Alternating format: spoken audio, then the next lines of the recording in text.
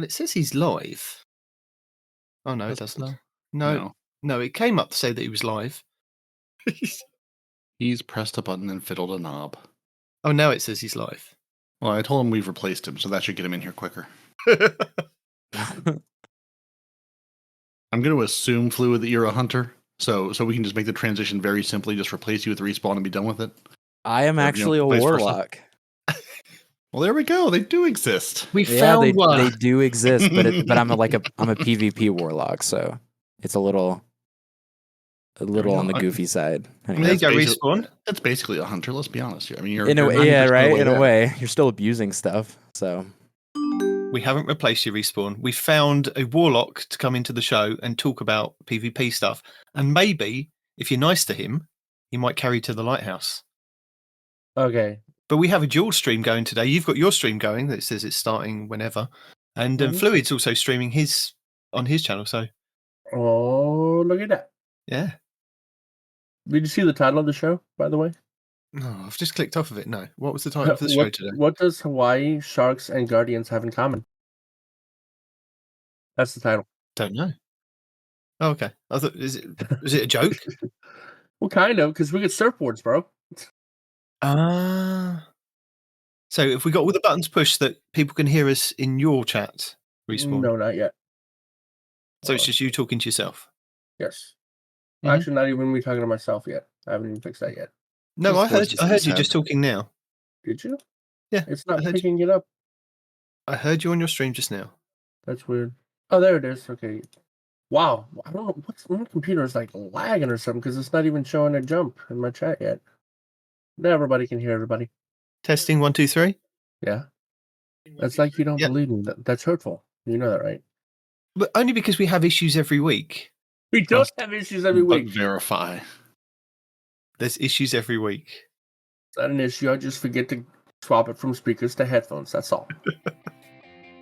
Welcome to Two Titans and a Hunter, a Destiny 2 podcast. Dedicated in bringing you all the latest information, news, and opinions.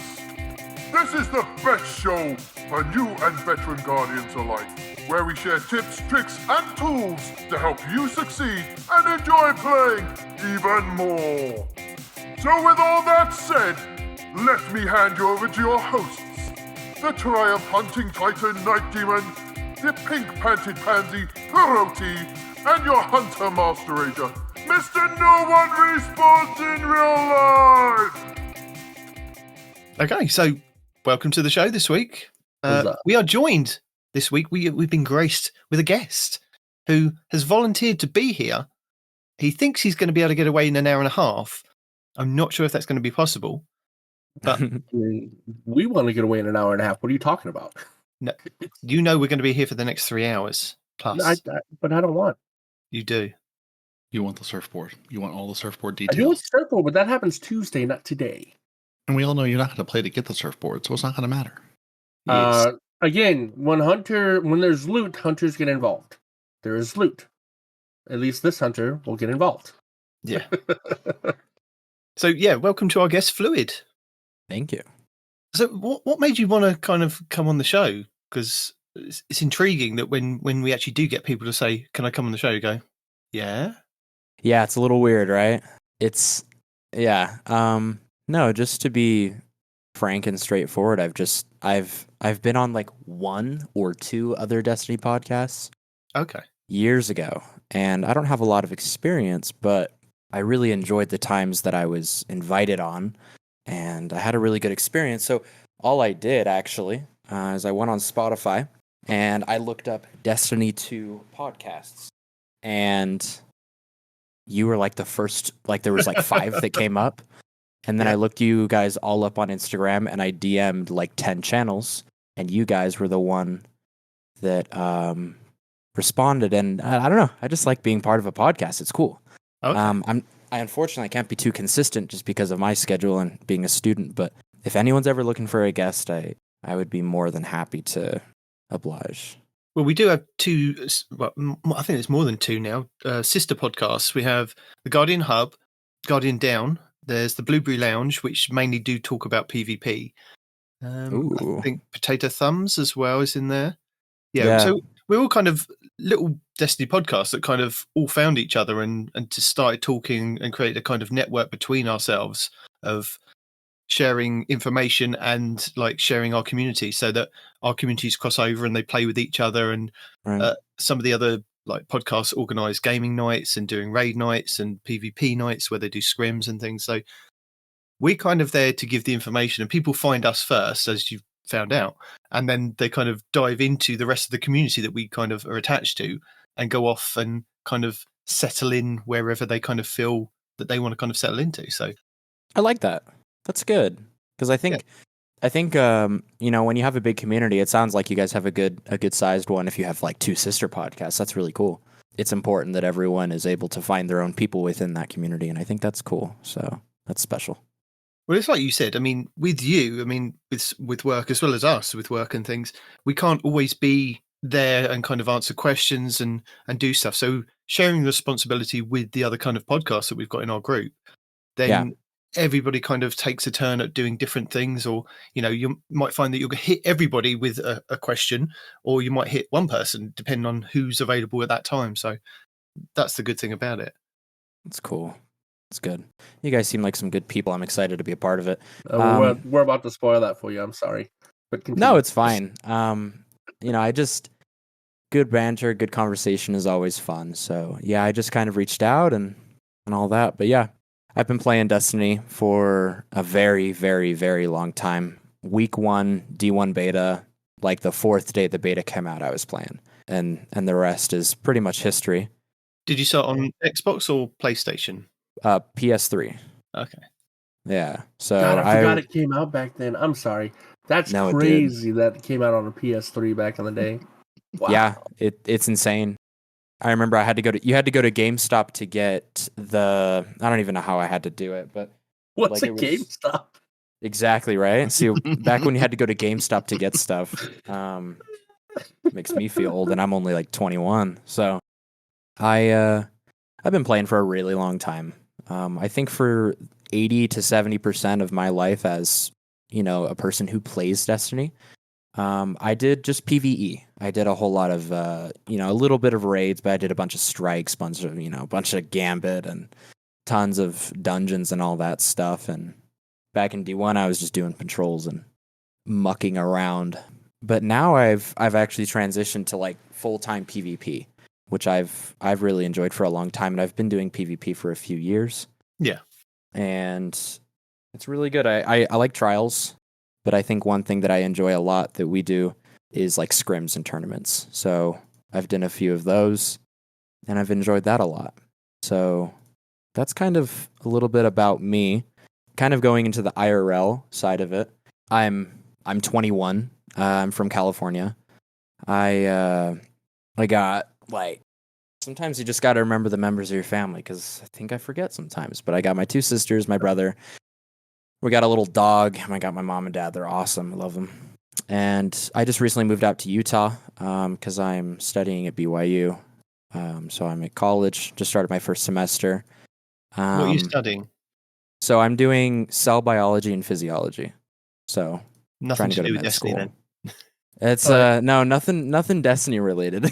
So why would yeah, but if it's you're into that kind of thing, before I forget, and again, I don't know if you ever listen to us. I have really short-term memory, so if I don't get it out, I will forget. So I hope you don't take my interruptions as being but you know, like I said, I'll just forget. But there's a guy, if you're into that kind of thing and you're going to college for it, there's a guy called Roanoke Gaming, and he takes movies, video games, things like that, and he gets into the actual biology of it all. Which, cool. I mean, it doesn't sound very fun, except he is ridiculously patriotic, pro-American, and pro-human that it's just hilarious. Yeah. Like, he was measuring something like, they're like 100 kilometers in heathen units, or like, you know, XXX number of freedom units, or 2,497 bald eagles. Yes, I measured. I mean, dude's nuts. Dude's out of control. Wow. So, and then, It's like out I said, of control. but he's in the same field that you're studying to be in. So, if you think that that's your kind of bag or whatever, you know, he's hilarious, and he gets into the science, the physiology, the virology of video games, movies, etc. So It's cool, man. It's crazy that there's some niche people out there like that. So that's pretty dope. Yeah, but when was it? Like he's completely derailed, hasn't he? I did. No, I'm you studied in chilling. college. I can gather my thoughts. I'm good. I just wondered, what were the other shows that you've managed to go on before us? So I was actually, and it's funny that he's here right now, in the stream. There was I kid you not, it was probably like 5 years ago. Yeah. It was just a friend podcast. I forgot the name. I'm sorry. And then, I was on just another scrimmage podcast, so that was good as well. But yeah, there's been quite a few over the years that have kind of come and gone, which have some of them been really good, and some of them have kind of just been friends, just chatting. It's a bit like us, really, just friends chatting all the way, but hopefully trying to give a bit of information. For those of us that don't know, because I'm one of them, what's a scrimmage podcast? Are you like just giving play-by-plays of what's happening, or do you just like talk PvP, or what does that mean? Yeah, so it's PvP. You talk about the life of kind of what's going on, but for the most of it, it's like I say scrimmage podcast, but it's really just like PvP news, what's going on between the life of PvP, and it's pure PvP. And then you talk about scrims, and you talk about metas and everything, and new changes and face it and all that. So I can see why the show died. Yeah. Yeah. I mean, I don't know where it's at now. Which is no knock against the show. This is not me throwing any shade to the show or any other creators, but when you're trying to follow a thing. I mean, I was watching YouTube this week as we have the truth of the truth of the truth of the truth of the truth. I've given up watching that. Yeah, every creator, basically stitching Grenader Jake's video and adding their own thing, and we're like 6 levels deep now. It's like, yeah, we are deep in the nothing's going on, but you have to make something happen. Exactly. And I mean, you can only talk about trials this week. It's the same weapon we've had for 6 months, and it's the same meta. We're going to use this hand cannon instead of that hand cannon now, and now we're going to go this way and that way. It's like there's only so much you can do. It's rough out there. It is. It's like for PvP, it's kind of a one-sided conversation, but I think it takes a certain person to find joy in PvP, which is why I do it. And then kind of making it your own. It like if you can, you know what I mean? Like I think there's only like a few different routes. Whereas with PvE, it's a bit more diverse. It's not extremely more diverse, but it's a lot more than PvP. But like for example, like community scrims, that's super fun. You don't have to be cracked to do that. And you just mess around with your friends, and you can make some dumb rules, but yeah, at the end of the day, you're just trying to have fun. So are you the kind of guardian that goes into Crucible with a Action War rig on and Sweet Business? Is that kind of fun? Do you not do that? You should try it. It's fun. It is fun. Yeah, I've never done that. But he's a before. warlock. Sweet Business doesn't mean the same thing to them. Yeah, but he can swap. He can play on a Titan and try it. Yeah, but the whole point of the Sweet Business is a wall of lead forever that you never have to reload. I mean, that's the point. That's the lure of it. That is the lure of it. Yeah. No, I think when it comes to my playstyle, it's running gun. So, like I said, I was a warlock, so it's just top 3 Dawn, Icarus Dash, transversive steps, and I'm just flying around and with a sniper and just wreaking havoc. So are you one of those sniper AC-130s that catch people out that don't even? I'm not an AC-130, but I'll come in like a fighter jet, and I'll just kind of slide around and have a lot of fun with a cloud strike. So I gotta tell you, the fact that you have bonus accuracy in air as a warlock is one of the reasons I can't stand PvP. Is that intrinsic? and there's a lot. What's that? That's an intrinsic thing? I didn't even know that. Is that intrinsic? Well, a lot of I think it is with Heat Rises, isn't it? Yeah, with Heat Rises and one of your exotic chess pieces, when you're in air, it actually gives you like, don't quote me here because I can't remember, but it's like plus 50 or 70% in air accuracy. I'm like, my legs, that's a lot. Jesus. That is a lot. Yeah, it's the exotic with the wings on the back. Which Wings of Sacred it's Dawn. Wings of Sacred Dawn. Yeah. I have so many of those. 1, 2, 3, 4, 5, 6, 7, 8, 9, 10, 11. So how full is your vault? It's not bad, but it's weird. And do you play all three characters, or do you just stick mainly to the warlock? So it's mainly warlock, but I've been chipping away at a hunter because I'm trying to get some good strand movement down. Good man. But that's all. I've really just been on warlock. Like my Titan is 1668. I can respect that. That's where my hunter is sitting. He's there. The hunter is there to hold the weapons that I'm not ready to really throw away yet, but I need to look through. So that's really what those 9 slots are for. Yeah, this is a good conversation. So I actually used to equally balance all 3 characters, but then I was gone for 2 years. So then I came back, and then I just hopped on warlock because that's my favorite. But that's why my Titan is as low as it is, and then my hunter right now is just an 1803. I don't think you're the only one that's kind of done that. I think even us that have kind of been here all that time have kind of just gone to like just play with one class. I mean, we will dabble with the other ones every now and then, but it will kind of focus on getting the story done, getting X, Y, and Z done on the main character, and then maybe do extra bits on the other characters. And it's kind of, now that we've got this extended season, we're kind of maybe getting the other ones to kind of get to power level. But it's like, I found that kind of Destiny kind of pushed you to the fact that you had to play one character, because if you did try to do all 3, you ended up with wasting so much time. Well, not wasting, but so much time replaying the same content over and over. Exactly. There was a Chinese philosopher, I don't think it was Confucius, but one of them says, man who chases 3 rabbits eats, or doesn't eat that day, or something like that, right? So yeah. But no, I was the same way. In D1, I had a pretty good balance of all 3, right? But I still mained Hunter even back then, and even right now, it's getting ridiculous. They've reset the timers at some point, so you don't actually know how long you played your character. But what was it before reset? I had, 2,000 or 3,000 hours on my Hunter, and the next closest one behind it was a Warlock at 800, and then the Titan behind that at 300 or 400. So, I mean, when you're good at something, you're good at something. And I like Warlocks as a great secondary, right? If I wasn't a Hunter, I would absolutely be a Warlock. But the thing that gets me is your foof, or your floof, dude. Like, you're such an easy target because you can't get up or down very quickly. Now, Titans can jump up in the air quickly, and Hunters can kind of go up and down quickly, so we're not really in the air for that long. But even when you're not trying to stay afloat, you're just a target until you, like, I don't know, do something, you know? So how do you get past that, what I see as a glaring weakness of the Warlock, that you're just kind of out of cover in the air until, you know, by the grace of the Bungie gods, you actually get to touch the ground again, you know? That's an interesting question. I think you've been playing some really goofy Warlocks. Absolutely, yeah.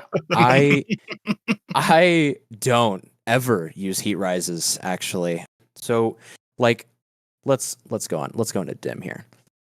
So my most recent weapons that I had on was a slide shot, opening shot, Rose with a Cloud Strike. So I'm not doing a whole lot in the air. You're one of those. I am one of those. I'm a little goblin. So I am one of those. You can say whatever you want, because honestly, yeah. But I, and then I have like this god roll quick dry of the Stormkept Confidence with range, and it's a level 91, with the red border. Anyway, and it's, so like I said, I'm not spending a whole lot of time in the air. All I'm doing is I'm just running around. And that's kind of what you see right now with the Warlock meta in terms, okay, that's a huge raid. How do I say it? The Warlock meta. Guardians, I think, is where you were going with that.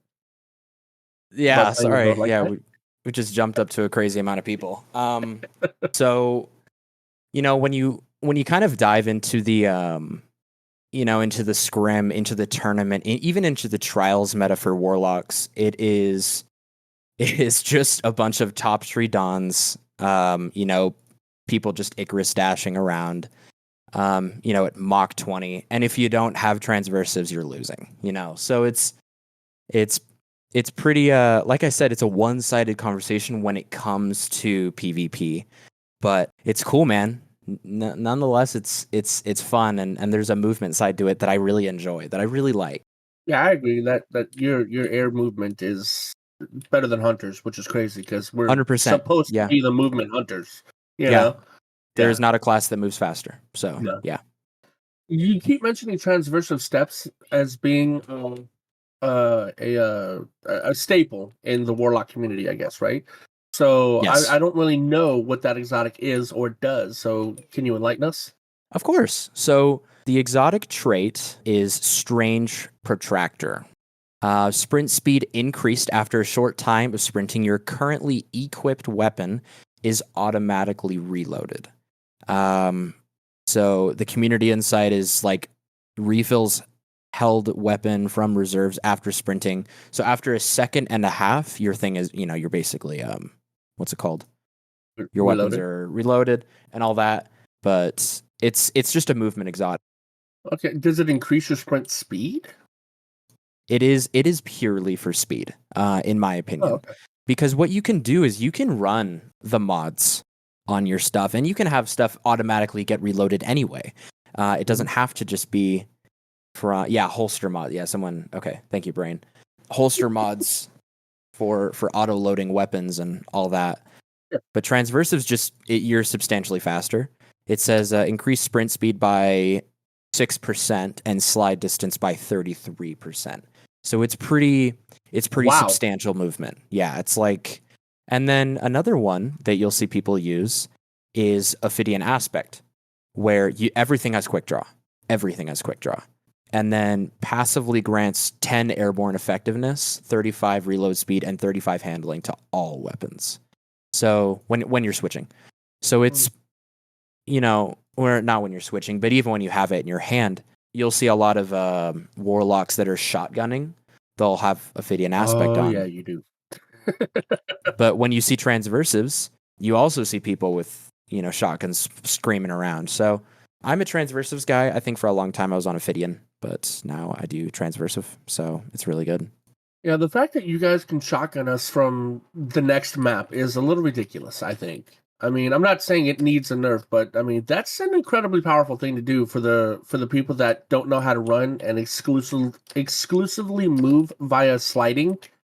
Yeah. Yeah. Yeah. So I mean, I can't tell you how many times I've been shotgun and I was like, but how? What? Where did you come from? Yeah. Yeah.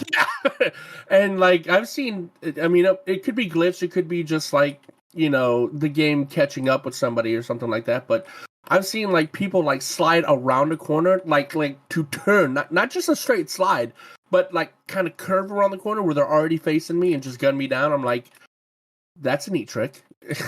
Can I do that? No, it's cool. You see, when it comes to movement based stuff, you see things you've never seen before. So yeah, it's funny. But anyway, continue. I just wanted to talk about that. Express my rage and fury. Hey man, I'm kind of in the same boat. But no, that's all for me with that stuff. Yeah, I just love PvP, man. It's goofy. That it is. I will 100% support that statement. Yeah, it's interesting. It's fun. It's good. So you said that you enjoy trials. Now, last weekend, we forced Respawn to go into trials last weekend while we were on the show because he wants to get the dragon helmet on his warlock, and we're like, this is the only place you're going to go and do it. Just go and play and get some engrams. And he was having a really bad time, and I thought, he's just making it up. It's just because he likes to moan. And so I thought, I thought after editing the podcast last week, I thought I'll go and play some trials. And I played solo for quite a bit and was getting win loss, absolutely fine. Then I joined a couple of buddies who, weren't that good at PvP or trials or anything, but they just wanted to kind of start building up their engrams for the changes coming in the next season. So we went in and we reset our cards, so we were all on the level playing field, and we lost about 3 or 4 games in a row. So we were kind of in that flawed pool that you shouldn't really be touched by people that have gone flawless, shouldn't have adept weapons, shouldn't be kind of in that pool. It should just be the people that can't really play trials. It should just be us kind of fighting it out in that practice pool. Right. But we lost every single game, and we must have played about 20 games after our initial 3 losses. And it was just kind of, it wasn't it wasn't too bad because we were having fun, having a laugh at the fact that it was just 5-0, 5-0, 5-0. We would maybe get one like win of a round, and then it would just be we can be 5 again. I think that they were getting a bit upset because they thought that they were bringing me down. I was like, no, it's fine. We're going to build up our engrams and that, but we couldn't even get out of the practice pool, and it was people with adept weapons. It was flawless players that were just in that practice pool. And I can understand why some people don't go and play trials if that's the case of that you're playing with your friends, and even if you're not in a 3-stack, but you are 3 players playing together, and you're in that practice pool, and you're still getting decimated by these trials gods. But you are a 3-stack. If you're playing with 2 other people, you are a stack of 3. You don't have to be in the same clan. You don't even have to be friends. You're still on a 3-stack. Yeah. You know? But they split the trials into 2 things, wasn't it? It was if you get, I think it was like if you get the 2 losses on your card, you're then put in the practice pool. And if people go into the practice pool that are good players and start dominating, they'll be put back into the regular pool. But that doesn't seem to be the case that we were finding. We were finding we were fighting the same teams over and over and over again. And I'm hoping that the changes coming with this patch on Tuesday, that they say it's going to be less it's going to be more forgiving, isn't it? Because you're going to get rewarded even if you are losing. So in that respect, even if you go like 5-0 and you lose all of those games and you're still getting the engrams, it's just, or you're still getting the rewards. It's something, but I don't know what else they could kind of do. The whole skill-based matchmaking is. Well, they say that there isn't skill, is it, for trials? Because it's based now, right? No, it's just random. Apparently, listening to Mercules on the firing range this week, card based allegedly. It is card based. Yeah, it's kind of card based, but it is kind of down to luck who you kind of go up against. And I suppose 100%. It's that whether you're in the kind of regular pool or you're in the practice pool. So yeah, definitely, it is definitely. It's kind of a mix between skill based, connection based. I'm pretty sure it is card based to a degree, because if you have, and someone could correct me if I'm wrong here, but if you haven't gone flawless, you won't go against people who haven't gone flawless. Like you're not going to go, So I think there's that. I don't know if that's been changed, but that's what I've been told. But then there's some goofy stuff. Like I'm looking at some of the stats from those games that you guys were talking about. You were just going against some diamonds and some plats. Which, because like I see the trend that you're talking about here. It was just like 5-0, 5-0, 5-0. Yeah. We're just dying over and over and over again. Yeah, the game just says, "Oh, there's 3 of you. We're gonna throw you immediately to the wolves and just let them feast on you, and then wonder why you never come back." That is crazy. Actually, you weren't lying about 5-0, 5-0, 5-0, 5-0. Like you. No. You respectfully, like that is what was happening. But you don't want to look at mine because mine was all. You won a couple of games. We saw you win a couple of games. Yeah, out of all the games, I think I won what? 2 or 3. Yeah. But that's what I'm saying. When I was playing solo, I seemed to have more of a chance at kind of being paired up with people that were okay, and sometimes I was at the top of the leaderboard, where I was like, "What's happening here?" Exactly. Like, yeah. But yeah, when I'm at the top of the leaderboard, there's something very wrong here. Oh, you know what? Actually, this just occurred for me. So, one thing that I've been complaining about very consistently, if I go into a trials match right now and I play 3 games, I'm gonna run into someone I know. Like, out of those, 1 or maybe if I'm lucky, 2 of those 3 games, I'm gonna run into a streamer that I know, or I'm gonna run into a clan that I know. It is weirdly consistent how often you'll get people pulled from your friend group into your trials games. Like I don't think I've ever fought a friend of mine though. I mean, are you sure it's not just that you have an insane amount of friends and you're just really good at the game? I don't think it's that. I don't think it's like, oh my gosh, I have so many friends, so like my net's a little wider. I don't think it's that. Utah is actually just you and Kingsley Mac, and that's it. That's the entire population in Utah. It's looking outside for more players. Like total, there's like 6 players in Utah. Everyone else is just NA. Do you play on console or PC? Just out of curiosity. Not that I think it's any. I'm PC. Should matter. Yeah, but so I'm PC and I'm no, on it MK. absolutely matters, Peroty. What are you saying? No. I mean, as far as the matchmaking goes, maybe people in Utah have more consoles than PCs. It's weird. Yeah, that's odd. That's interesting. Yeah, I've actually never thought of that. Like state by state, who has like more consoles or who has more? Yeah, okay, I get you. But who knows? Or it could be Bungie being like, we don't know what to do here. You guys can play each other. That seemed to work last time. Yeah, but kind of just going a little bit back to that, like I have been going, I don't know, like that's a consistent problem. Like where I will go against clans that I know, like and I have like I'll have like 3 or 4 people who are in that clan, and then I'll just go against their friends. So it's weird. It's like it's really goofy. Like the most common clan that I go against is like it's called Column, and then there's another one that's Citadel, and then there's like Collide's community clan. So there's that. So it's just it's a train wreck. Every match is a train wreck. So building on what you're talking about, like I am not a Trials anything. I don't belong there. I don't no, that's not my thing, right? But like whenever I would play Trials to like get loot or something, or because I was peer pressured into it, I always tell the story because it blows my mind that I don't watch a lot of PvP, so I don't know a lot of these PvP YouTubers, right? Yeah. And I only know Grenader Jake and ZK Mushroom because little old me ended up in a match with them, and they by themselves trounced my entire team within seconds. Yeah. Seconds. That's crazy, man. Like, he just run in and boom, boom, boom. All 3 of us are dead before we even realized he was there. I'm like, that's not okay, man. It's impressive, right? It's crazy. No, it's not impressive. It's evil. It's mean. It why is evil. are you putting him against us, you know? Exactly. Like yesterday I went against like if you guys know the streamer Sirs, I went against him like 3 times, and and the guy that he was running with as well. They're just 2 top 500s. Like fun, balanced. Felons, like actual demons. So but do you think that you're ending up playing these people and repeatedly playing the same people is because the pool for Trials is very small these days? I mean, like we found going in this weekend, well, last weekend, and playing is that it's so small. You're just playing the people that play Trials all the time, which is why Bungie want to kind of get more people in there. Mm-hmm. Are you one of those people who are actually good? So it's like you can only play 6 other people? According to Trials Report, as a top 89%er myself. I have all sorts of people who can beat me.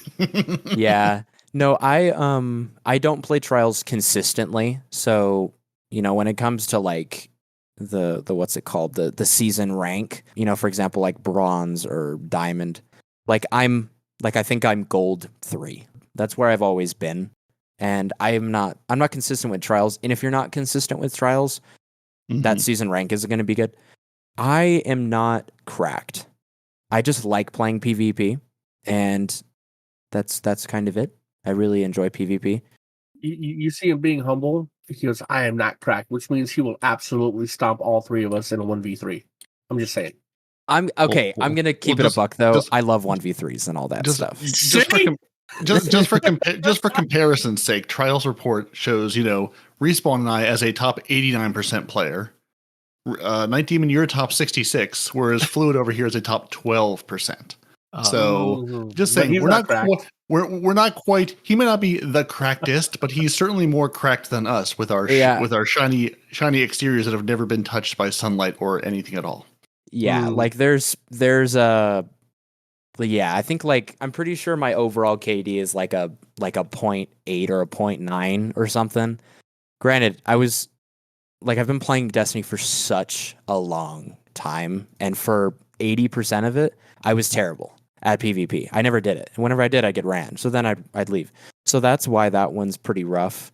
But just in general, like, I think I'm also comparing myself. Like, there's a guy in here right now who's he's so good. Like, I just know so many people who are just 1%, top 500s, 0.1%. So it's just, it's hard to say that I'm good if when you those know guys them, exist. like So, personally, and you play with you're- them, that says something about your skill level too, dude. You know what Totally, I'm saying? Like they wouldn't be playing with you if you were just some kind of a scrub. You know? No. yeah, I They love wouldn't playing be playing against with them. you if you were me. They'd be like, Yeah. "Why are we here? I'm not getting better. You're not a challenge. Like you're in that league. You may not be, you may not be the pro level, but you may be the rookie on the all-star team. You may not be the all-star 16 time, but you're still there. Yeah. You're still in the league. You can still compete. You can still hold your own. And and you're comparing yourself to the people above you that are even higher up, whereas we're comparing ourselves to all of you. Yeah. No, there's just a bunch of Kobe's running around, and it's there are. just a whole bunch of LeBrons. So it's the moment when you think you're good and you're like, oh, I think I'm good, but that is true greatness over there. Whatever just happened to me. If there was a lot of LeBrons, it'd be a lot easier because at a flowing leaf running across the field, LeBron tucks into the fetal position and starts crying, right? Yeah. And if I went up against people like that, that'd be great. You know what I'm saying? Yeah. So no, it's and then someone in the stream actually just said something really funny. There's like LeBrons out there who just use fusions, or there's LeBrons out there who just use sidearms. That would be and they're top 1%. Fusions and sidearms, Jesus. Like there's people who they're good with hand cannons, they're good with shotguns and snipers, but you give them just like the goofiest weapon, and they're beating everyone. They're beating top 500s, everyone, because it's this unique play style that no one's really used to. Like, for example, glaives. I ran into this whole team of silvers yesterday. Everyone was running a glaive, and I got 5-0'd by them like 2 times. And I was solo queuing. Everybody, glaives are more powerful than people give it credit for, man. They're like, oh, man, glaive, shields. ha, ha, ha, ha, ha.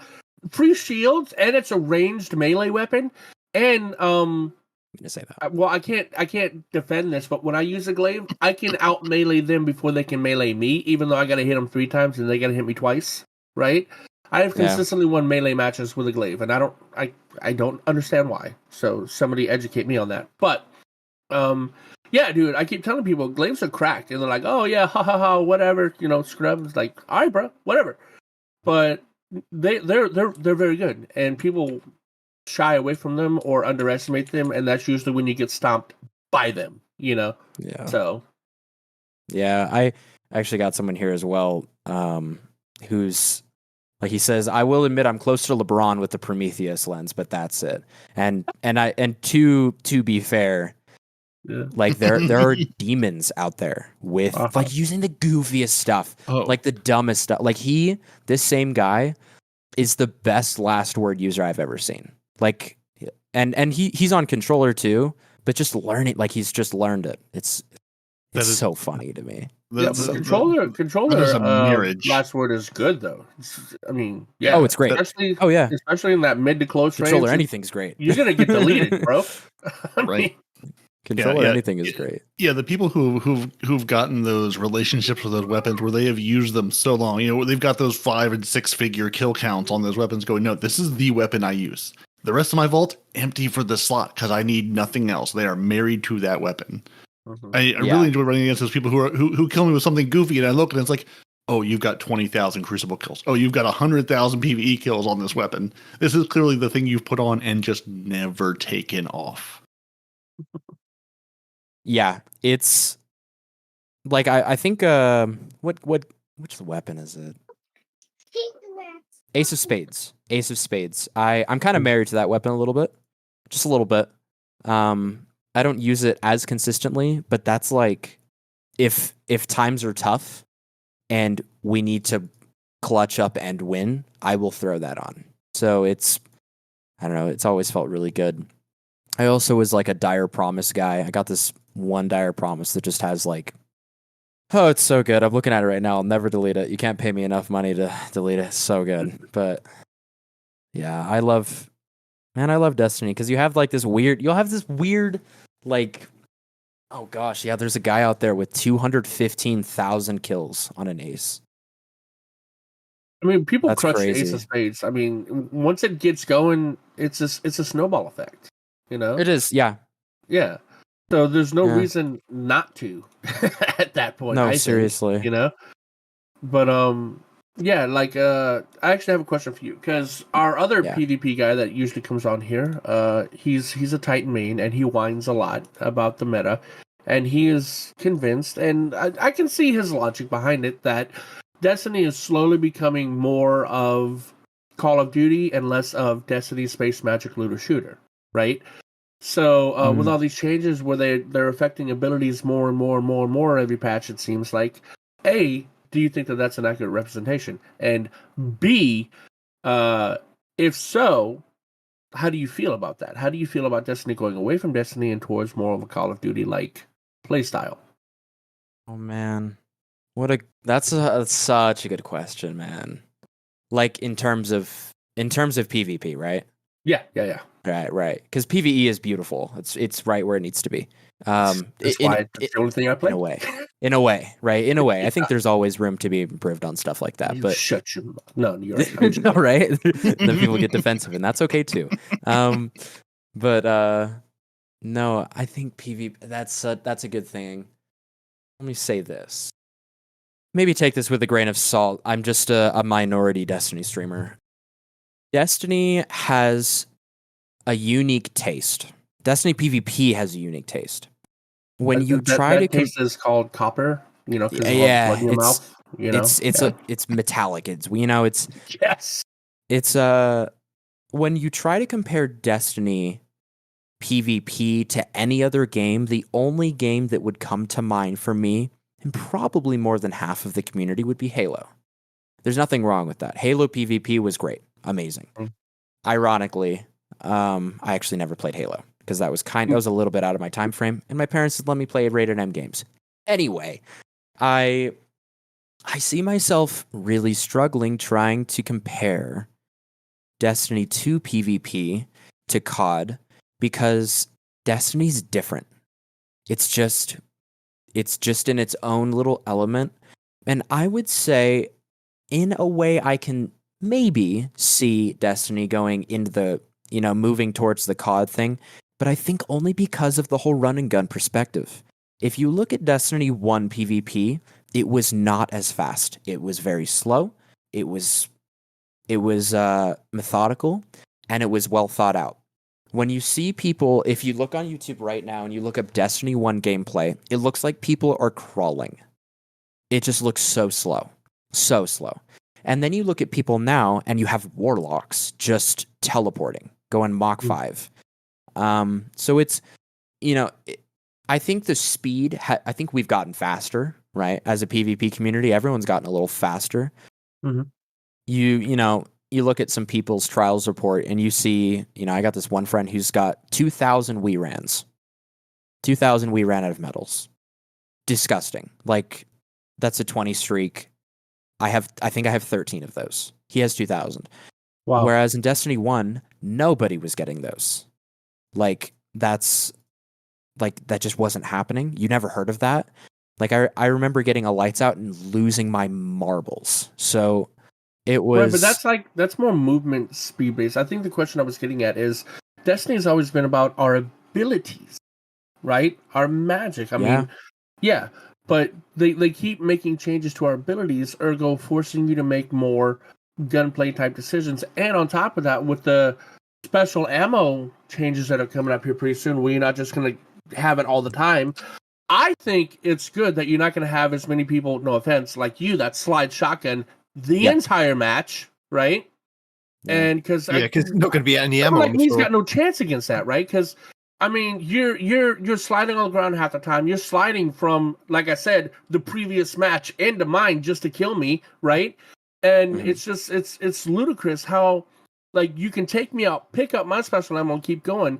And it's gotten to the point to where I don't even carry a special weapon, unless it's the Yochin or whatever, because I don't want to risk giving you more special ammo to come back and kill me again, Yeah, so, I do that as well. But I think what you're getting at, Respawn, is that slowly over time they've been changing the PvP landscape to be more checkmate.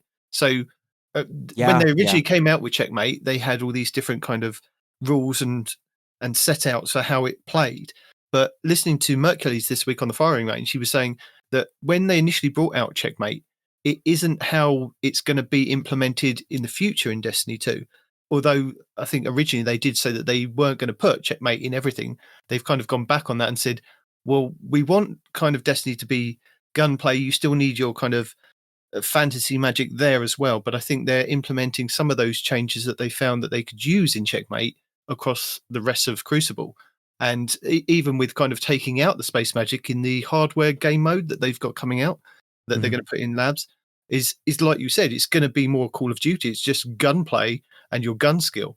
So that's what you're kind of getting at, isn't it? But I don't think they I'm not 100% sure whether they're going to take everything like Control or Iron Banner and Trials and kind of put those Checkmate kind of rule sets into. They could do, but I mean, how would you feel, Fluid, about if they implemented those kind of constraints into the Crucible that you know kind of now that could be more kind of Checkmate orientated, where you have less supers, you have less special, you have less abilities?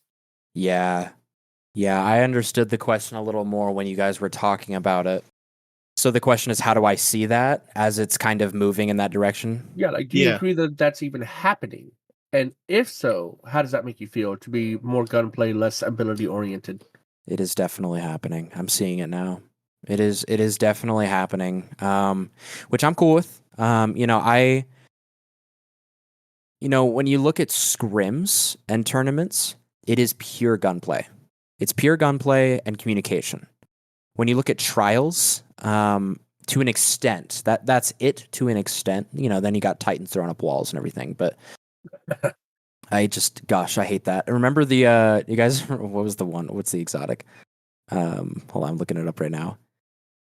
Freaking dang it, dude. Where is it? They can shoot through their walls. Titans Ramparts, bro, was the bane of my existence years ago. I hated it. Anyway, I think I'm okay with it as long as they keep elements of what Destiny 2 PvP has always been. I think that's an interesting question. What would when you look at be? Control, that's great. It's a great example because you're implementing, your magic. You're using the light. You're using your weapons. You're having, you can mess around. You can do all this stuff, and then it's cool. It's okay to make Trials what it is right now, which is a little bit of a dumpster fire. But then having this hardline thing, having the objective based match, and pairing that with gunplay and everything, I think that's cool. And the thing is, I don't think Destiny is going to take away the light from PvP. Like the light that the Guardians have. Yeah. I don't think that's ever going to get taken away more than probably it is. And also, Bungie's never done this before with the whole just pure gunplay, type of game mode, which I think is cool. I think it's awesome because I think it actually portrays actual skill. Well, I think it's good. Thank you. Somebody outside of me says it, because whenever I say it doesn't take any skill to just spam abilities, they're like, oh no, you just need to get better. It's not about getting better. It's about what class has the better skill set, And in a way, yeah. Everybody keeps telling me to stop whining, but you finally said it. And see, it wasn't me. It's PvP main. It's not just me. I think the problem is that when Destiny was kind of first built, I think they envisaged that you could use your space magic and your guns in PvE and PvP. And I think they very quickly realized that you cannot have the same kind of rule set in PvP that you can have in PvE, because there are certain things that you can generate a lot quicker in PvP and PvE that you shouldn't be able to do, kind of creating a snowball effect. So they've kind of had to kind of pull back on those. And I think when they moved into Destiny 2, they were able to kind of separate those, as well as kind of separating the weapons out into doing different things so that they could kind of tune those individually. But I think that's the problem that we have, is that they sold us on this fantasy of that you could use all this amazing space magic and your weapons that are all different and feeling unique in either kind of situation. And that's why we're kind of having this kind of conversation of being it now needs to kind of be pulled back to say, yes, you can still use those kind of abilities and your supers and your guns in Crucible, but it kind of needs to be less than what you can kind of over the top use in PvE. PvE should be kind of the fantasy space magic kind of thing that we envisage, and you can go to town with kind of chaining things like that to kind of do things like Grandmasters and do the raids and do the master dungeons and things like that. But in PvE, it needs to be a bit more constrained because it kind of just needs to be just to make it fairer for everybody, I guess. Yeah. No, I'm kind of thinking a little bit about it. PvE is where you're using a lot more of your light, you know, and weapons are definitely a huge part of that. And then PvP is vice versa, where you're using your guns. You know, abilities aren't going to kill you probably a whole lot faster than a gun will, right? I mean, right, in a way. So if you have an immortal, you know, with target lock, I think that's going to kill you a lot faster than a lot of other things, right? So, yeah, PvP is for the guns, PvE is for the light. And I think also that's why we see with the story mode why it's focusing so much on the light. So did you read did you hear about the stuff in the TWAB last week with all the different PvP changes? So yesterday I was streaming and I was briefly told about like 140s being changed, target lock being changed, some of the new game modes, but I have not read the TWAB. I was given a link to a YouTube video, but it's 2 hours long, so I'm not going to watch that. But I know it's a good one. We are getting new maps. How, as a kind of PvP main, are you kind of crying out for new maps? And what kind of maps are you looking for as a PvP main, really? I am so glad. I'm so happy that they're bringing in new maps. I'm so happy. What we need, though, the types of maps that we need are maps like Dead Cliffs, maps like Jav 4, maps like Anomaly. No, I'm just kidding. Not Anomaly. I hate Anomaly. No, I'm just seeing if anyone's paying attention. Maps like Eternity. Eternity's a really great map. Oh, I don't like Eternity. I love Eternity. It actually got recently instituted into the scrims and the tournaments like rotation. So you'll see tournaments now on Eternity. But they're considering Meltdown because Meltdown's kind of cool. But like those are the maps that are like really great. Where you look at Dead Cliffs, you look at Jav 4, where it's just portraying every ounce of like every type of gun would do really well on every map. That's the cool thing about Jav 4. Yeah. We need maps like that, not maps like Multiplex, not Widow's maps Court? like Disjunction. What about Widow's Court? Is that kind of in between kind of Widow's Court's it's a weird one, but I think Widow's Court's pretty good. What's the name of the new Strand one that takes an hour and a half to see anybody? Not Strand, you know what I mean? The Junction. Is that no, it is is that what Disjunction. The Neomuna one? Yeah. The arcadey looking one with all the pink and blue. Oh, Multiplex. It's got Multiplex. holes all over the map everywhere. Like, I mean, are there other PvP maps that just have random holes and you're like, oh, I'm gonna hop right over here. Oh crap, there's an abyss, right? Yeah, no, that's Multiplex. Like that's an example, in my opinion. You know, this is totally opinion based. In my opinion, that's a bad example of, you know, what a PvP map should be, because there's parts of that where it's like, look where you spawn and you're so far from everyone. Mm-hmm. Yeah. You look at Disjunction, you're so far from everyone. And there's so many spawn splits. It's so bad. Meltdown is a little better, but Meltdown, you know, has that problem as well. But then you look at Jav 4 where it's like, takes me 10 seconds to get across the map. Where Disjunction, maybe it's a little harder. So, or, you know, it takes double the time. Going back to the point, though, I'm really excited for these new maps. I just hope that they're good. It sounds like they have a map that is it's tuned towards trials. So I hope that's good. But something tells me that this is good because I'm pretty sure this was a really good TWAB for PvP. Am I wrong? Oh yeah, no, it was really good. Like historically good. Yeah. Because I watched a 10-minute YouTube video on it where someone just kind of ran through some of the key points, and it looks great. Looks really good. Good changes. So, if you had the choice of a Destiny 1 map coming back, what kind of Destiny 1 map would you like to see in Destiny 2 that isn't already here, obviously? Whew, what a good question. Well, let's look. Let me look up something really quick. We had Asylum, which was that really tiny one with the kind of cafe and the neon lights in kind of it was like a little like kind of arcade of shops, wasn't it? Overgrown. You had Blind Watch, which was new at the end of Destiny 1, I believe, which was on Mars. What else did we have? Was there Firebase Delphi, which was the one which was on Mars where you could go outside and there was kind of a ring on the outside and you could go inside and fight. That was quite a good one. Is there any that kind of stick out in your mind that you can remember that you think, oh, I'd really like to see that one? Yeah, there's I'm interrupting him. Let him think. We're good. We're good. There's two. There's two really, really great maps. There's Retribution. Okay. Retribution. Oh gosh, that would be put into a tournament rotation quick. Retribution. That's the one where it's like Anomaly, but it's wider. Is that the one that has the low gravity? No, that one. Okay. Just trying to remember which Retribution's like take Anomaly and make it bigger. That's literally what it is. And then there was one, I can't find the name for it though, but it was also on Mars. It was pretty good. Oh, Retribution. Then there's the Taken King Vertigo map. I forgot the name, but then there's that one. But definitely that one that I listed was really good. Sorry, this is kind of scattered, guys. I'm actually looking at these maps right now. I'm just trying to decide. We're doing the same thing. Going. I remember playing Destiny for many years. Do I remember what the maps were called? Yeah, nope. I remember the name off the top of my head. Yeah, nope. But like symmetrical maps are really good. You know, you look at like a map like Disjunction. It's like we have a football field to the left. Why? It's that doesn't make a whole lot of sense. You asked the wrong question. It's why not? No, I'm kidding.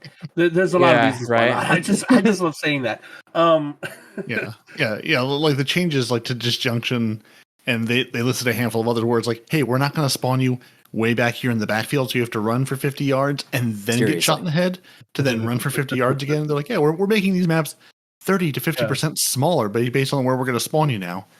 It's like, yeah, no one needs somebody with a Cloud Strike who not only shoots you in the head but takes out the rest of your team too. Wink, wink, nudge.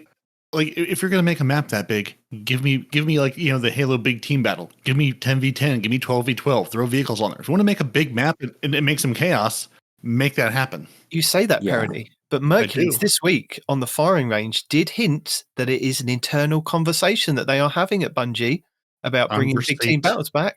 Conversate faster. Yeah. Conversate harder. I mean, seriously, you want to get people into PvP. Give them an entryway in that's not competitive. Give them something to go screw around with their buddies on the weekend and say, hey, we're going to go play these ridiculous game modes, things like Relic, things like Big Team Battle. So instead of going in with a 3-stack, you're going in with a 12 stack. Door. Yeah, exactly. Yeah. I mean, get people in the door. I mean, there's so many people who will not play PvP. Get people into the idea of playing PvP and going, oh, so they can have those moments of success and mastery. And even if it's, I drove by, Sparrow I was watching Astrocross this week trying to load up Sparrows with sticky grenades and drive them into people in Sparrow control. Like, give people those moments of fun and get them in the door of PvP. To at least go, hey, this is a thing you can play. More fatal. Like, I don't know, put what do they call it? A snowplow on the front of a Sparrow. That way when you hit somebody, it does extra damage in PvP. It scoops them up, throws them in the air. Ooh, that'd be fun too. Well, no, they just float back down to Earth. But trash truck Sparrow, scoop them up, throw in the back, drive around with them. Trash truck Sparrow, that's crazy. Pick up truck Sparrow, a little Toyota Sparrow with obviously copyright not intended here, but you stick everybody in the back like what you're talking about, and just have them, just act like turrets while you're driving everybody around the map. Oh, they did that in Halo. I remember my brothers doing that. Yeah, they do have that. In Halo. Bring us Halo into Destiny. That's what we've been asking you for like the last 10 years. It's just like a little. They gave us weapons, a little taste of Halo. They gave us the weapons. Yeah, exactly. Bring the maps, bring the game modes with it. Do it. Yeah. Yeah, but there's gotta be a balance because now we have so many more weapons that ever existed in Halo. I mean, full stop. Right?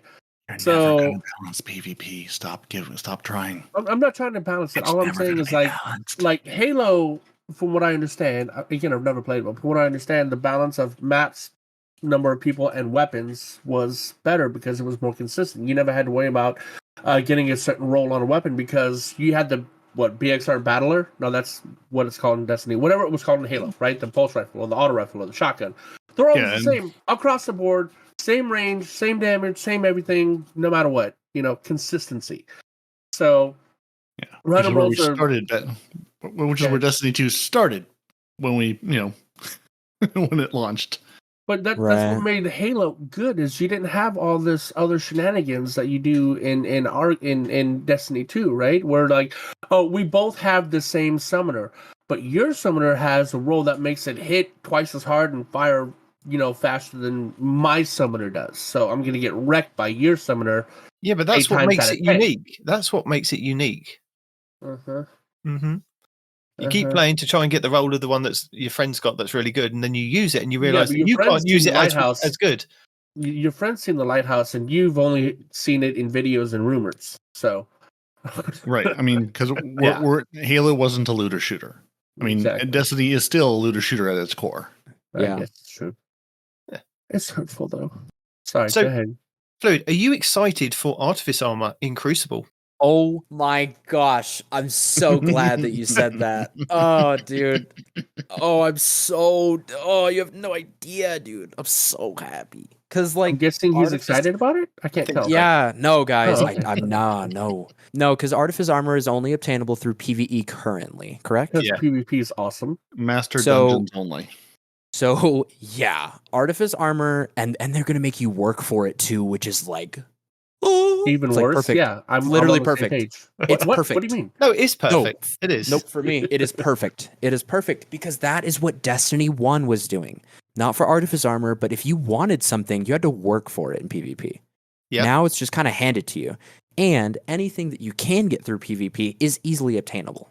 For example, if I want a meta Rose, how many comp games do I have to do? Not that many. I have no idea. 3. I get 3. Oh. I do 3 comp games, doesn't matter how I do. How many roses do I get? 5. It's easy. It's so easy. So whereas with Destiny 1 or even Destiny 2 Alpha, right, when it was super green, if you wanted something, you kind of had to get it. You just had to really go out there and kind of grind for it.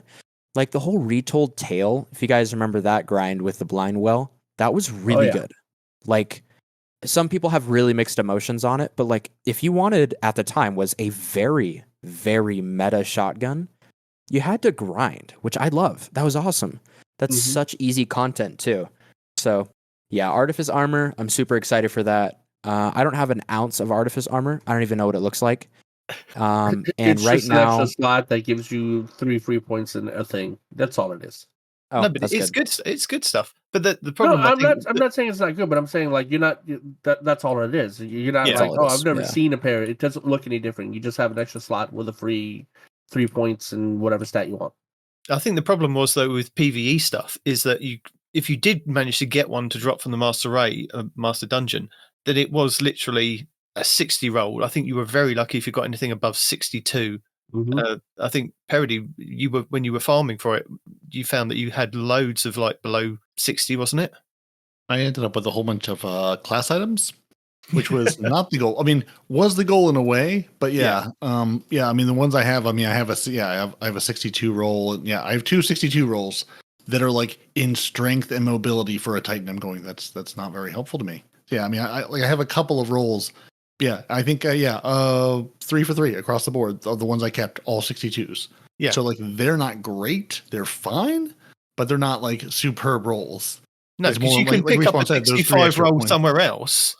Oh yeah, I mean, I think not have to worry about roll up. Yeah. Yeah, I mean, literally, I use the Artifice Armor as my Titan butt cape, and that's it. I use it on everything, and going, why would I need a second one? I can just use this one, put it on all the builds, throw extra slots into it. Yeah. Well, you would need a second one to give you more points in another stat somewhere else. Something? Not butt capes. Just specifically a butt cape. I got you. Yeah. Just I mean, I've got one on the Warlock and one on the Titan, just as a class item going. I just slot whatever mods I want into it, with the builds thing, and never take it off. Why would I need a second one? Speaking of which, I should delete the rest of mine. Clear some vault space. So speaking of more Trials stuff, are you happy about the changes that they are bringing to Trials Fluid with the change in the kind of the cards that you can kind of get and basically being able to get an adept weapon for not even going to the Lighthouse? do you care about that, or do you not care about if like regular chumps like me and the guys kind of manage to get our adept weapon, or is it meant to be exclusive? Go to the lighthouse and get your adept weapon. What's your take on it? Good question. Good question. I think everyone should have access to anything in Destiny and have to expend the same amount of energy for each. I think if you have a game, your energy in PvP is going to be vastly different than my energy in PvP. It will be. So I Yeah. think you have mentioned something good though, because I think isn't it like one, like you only get one adept, like you can't get more? No, you can keep, if you keep resetting your card after you've got the adept, as long as you get to 7 wins on that card, you get the adept weapon that weekend. You can reset the card and go again. And it has to be flawless, or it doesn't have to be flawless? It doesn't have to be flawless. You just have to get 7 wins on the card. Yeah, see that defeats the purpose of what Trials is. I was under the impression that it, like you do get a free, like you get basically a free adept. Yeah. But I think the lighthouse should always have adepts. I think that's kind of why we go to the lighthouse. And I think what I'm saying, you go to the lighthouse and not get an adept? Well, no, like you can go, and like that's why we go to the lighthouse, is so we can get an adept. Okay. Whereas like, but you had to be flawless. Like you had to go flawless. So it actually almost defeats the purpose of like trials carries. Like where some people, like that's their content. Like I know I can see like 8 or 9 people who are live right now who are doing trials carries. And that basically gets rid of everything. It's like, so someone said this really well in the chat, actually. It's like wiping on a GM and still getting the adept weapon. But I think you're oversimplifying it, because you still have to get those 7 wins, which for someone like me has happened once in 9 years. And even then, my card was already flawed, so it didn't do me any good, you know? So, I mean, getting those 7 wins for someone like me is almost insurmountable, you know? Yeah. I mean, regardless of being flawed or flawless or whatever, getting 7 wins, dude, you might as well be asking me to win the lottery, you know? Because that's kind of what it is, man. We gotta get you a carry. I mean, if I had the opportunity to get a carry, or even just play with a competitive team that had a good chance of going to the lighthouse, versus grinding over 4 days and possibly still never getting those 7 wins, carries are still absolutely going to be a thing. Yes, there's another avenue to get there, and yes, maybe it gives some of us who are sitting at that 5 win, 6 win threshold and just can never quite put 7 together an opportunity for it. But I mean, just the time commitment. I would much rather, play with a team or get that carry to get to the lighthouse to get the adept for the weekend than say, well, you can play 60, 80, 100 games over 4 days and still maybe not actually get there. Because if you're that good to get the 7 wins that fast, even if you do get losses on that card, you're good enough to go to the lighthouse, basically. Yeah. If you're going to be farming that card, then you are good enough to go to the lighthouse, basically. But if it's something that's going to take you the 3 or 4 days of trials being up to gradually get there, then I mean, you can reset the card and try again. But who's going to be doing that if they've got the opportunity to go to the lighthouse and go, and then after they've gone to the lighthouse, play their games over and over and over again to get the adepts to drop after that? Because I think that's the thing, isn't it? Once you go to the lighthouse, you then just have to play the game and get wins after that to get the adepts to drop.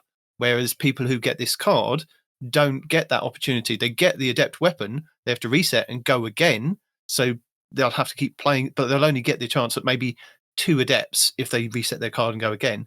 Whereas if you've gone to the lighthouse, you've got your adept, and you just carry on playing trials, you get the option of getting an adept weapon to drop at the end of a win, don't you? So there is that. That begs the question. So what's special about going flawless?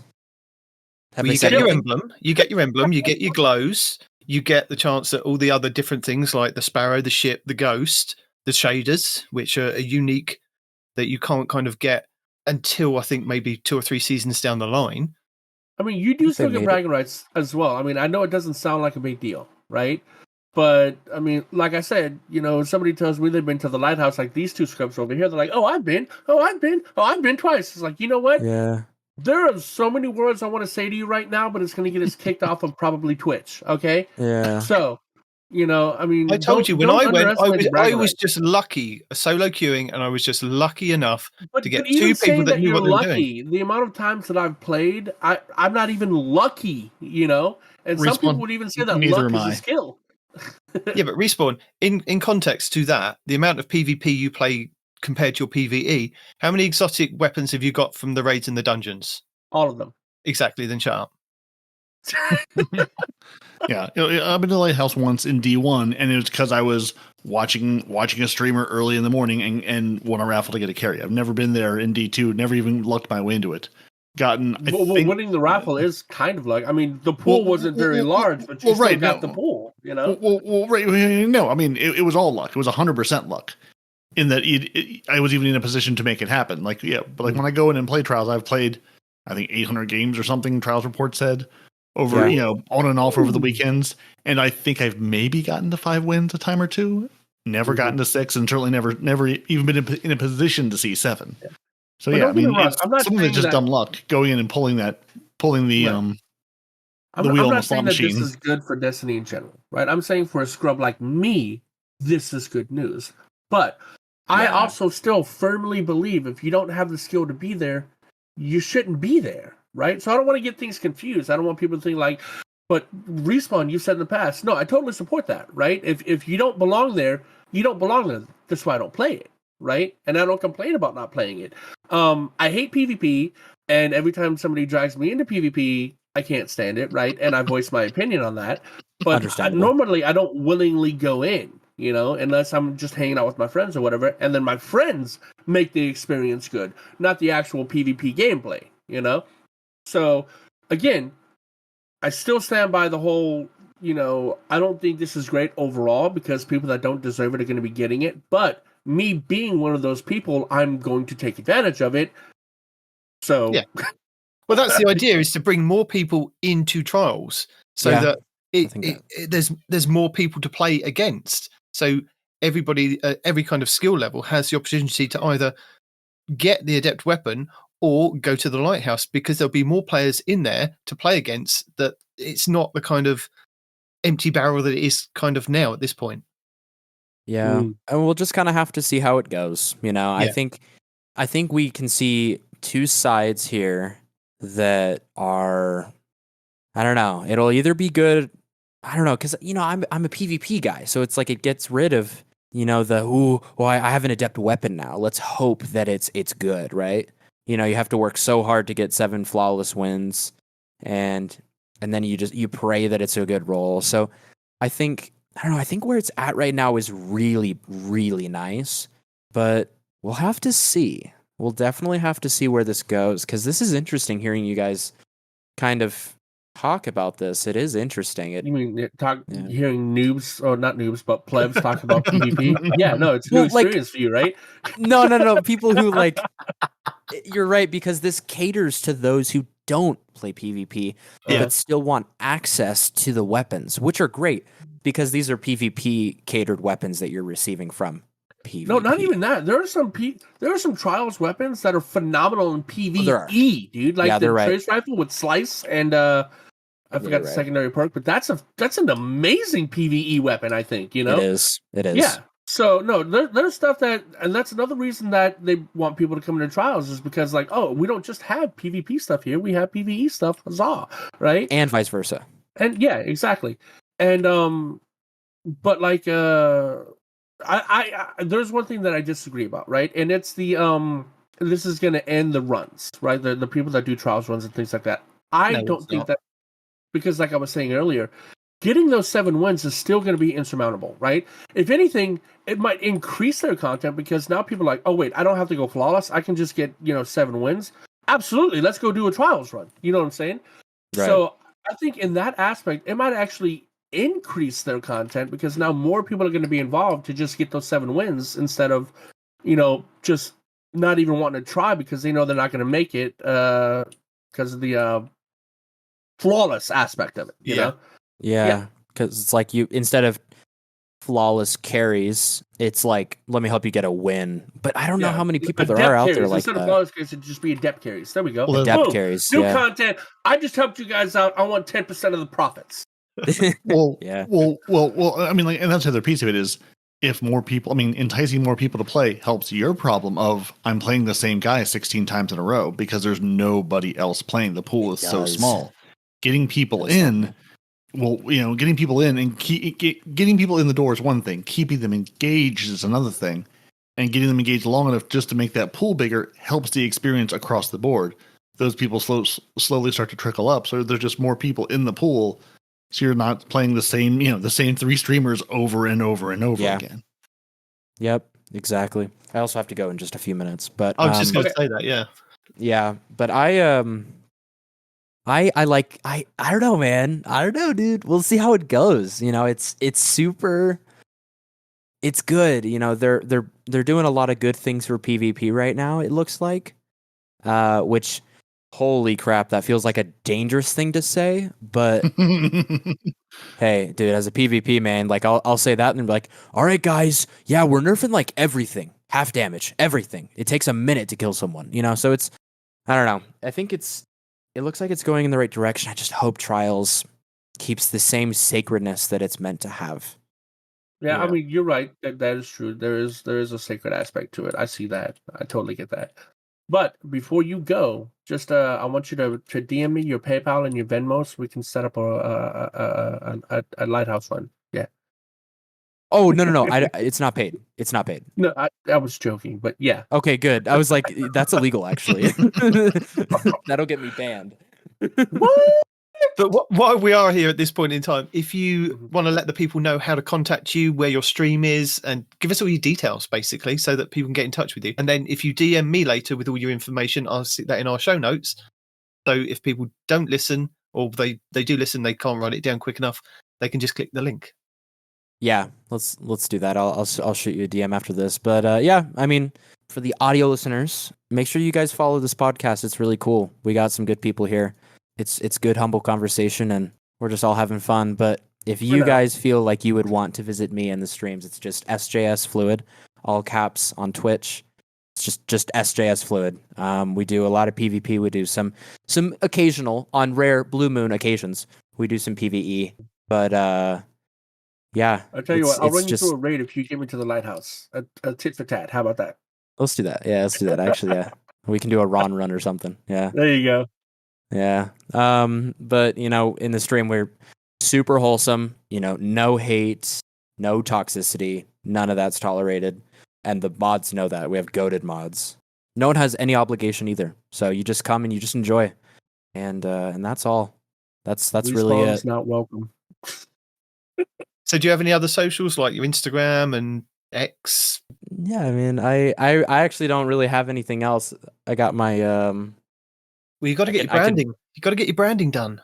So yeah, I mean, we're actually working on a brand right now. That's the funny bit. So I don't even have anything yet, but we're working on merch and we're working on some new overlays and some emotes and all that. But no, so are we going on. He's at the word. 4 years now. 5 years. 5 years. Look, don't hassle me. But so, you know merch how is much a touchy income we've subject missed over out here. on because of that? Oh anyway, yeah, he said the word. But I really enjoyed this, guys. I mean, my Instagram is just like it's Simon Stubbert. That's just my name. So if you guys want to follow that or see my IRL nonsense, you can just do that as well. But if anything, I'd prefer that anyone here just follows the Twitch. We just trying to do all that fun stuff. So I appreciate you guys and make sure you follow the podcast. Thank you very much. Well, thank you for joining us this week. It was a very good chat about PvE and trials and all the good stuff. Yeah, absolutely. Really nice to get the perspective from the other end of the coin. We're going, oh, these trials players who are good and know how to do things. It was nice to see perspective from the other side of that going, because people have heard us blather on about, there's trials changes that won't affect me personally or us, but will affect somebody. So, It's kind of funny hearing them say, wait, hold on, not everybody gets 7 wins? Yeah, no, I for a second anyway, yeah, I don't know. Maybe it was very ignorant probably. He's like, what is it like to suck at this game, guys? I'm not I familiar don't with have this a lot of situation. I don't have a lot of flawlesses, man, but I just play a lot of trials, so I'm never always making it to the lighthouse. Anyway, no, I mean if you guys want, I'd be down to come on again some other time, but I appreciate you guys so much. You guys are some good guys, so You yeah. too, man, and thanks for coming to hang out and giving us your opinion. We're probably gonna have you back again, and I mean, I know some people don't like Micah, but I'd love to hear a conversation between these two and just sit back and eat popcorn. I mean, honestly. So, we'll see if we can make that happen, but I don't know. We'll see. Yeah. I 1v1 I will special. say this, the PvP community is definitely more toxic than the PvE community, and I think I'm a pretty good voice for the PvP community because I'm not very toxic. To be very frank. So any other PvP people that you'd bring on, I'm sure would be great, but I don't know, you might get a different tone. But No, I can't speak for we're everyone. absolutely getting another tone. That's why I think you're a breath of fresh air, because Micah's always very negative about PvP and the changes that Oh are really? happening and this and that. Oh no. Hey, he Yeah, has every absolutely. right. PvP Yeah. it's a grease fire, man. So, Yeah. but I like it. So I I'm mean, the hearing firefighter. somebody actually talk positive about it and give all the the good points, and actually isn't all defeatist about all the changes that are coming up. Admittedly, was Defeatist. a nice change. No, Yeah. dude, he's so defeatist when it comes to PvP, man. No. Yeah, Cool. he thinks Well, I the world's gonna appreciate it. end. He's talked about uninstalling, Destiny. I mean, all this other stuff. He really hates what's happening to PvP in a big way. So Yeah. maybe you can convince him. You know what? Maybe No, it ain't so bad. nobody can I don't- convince him. He's set in his own mindset. He's old. That's true. how it is sometimes, man, and that's okay. But anyway, I mean, well, we don't want to keep you. Thanks for being on the show. Love to have you back again at some point. And absolutely, yeah, again, don't forget to give us your deets so we can put it in the show notes. absolutely, dude, absolutely. You have a good day. Yeah, have a good one, guys. Thank you. Take care. So finally, the TWAB after an hour and a half. This is gonna be a hell of a show. Are we gonna two-part this bad boy? Don't be silly. No, the real question that was a stupid question. does he raid respawn when he ends a stream? No, why would he? Let's just see if he actually likes this or not. If He's got a just lying to us. PvP stream. I'm a PvE streamer. So I mean, like, why would they? You know what? Why not? Yeah. No, but before we get onto the 12 respawn, I've got some important information to tell you. Is it that you're going to finally get some merch so I can afford a puppy cam? No, it's This Week in Destiny.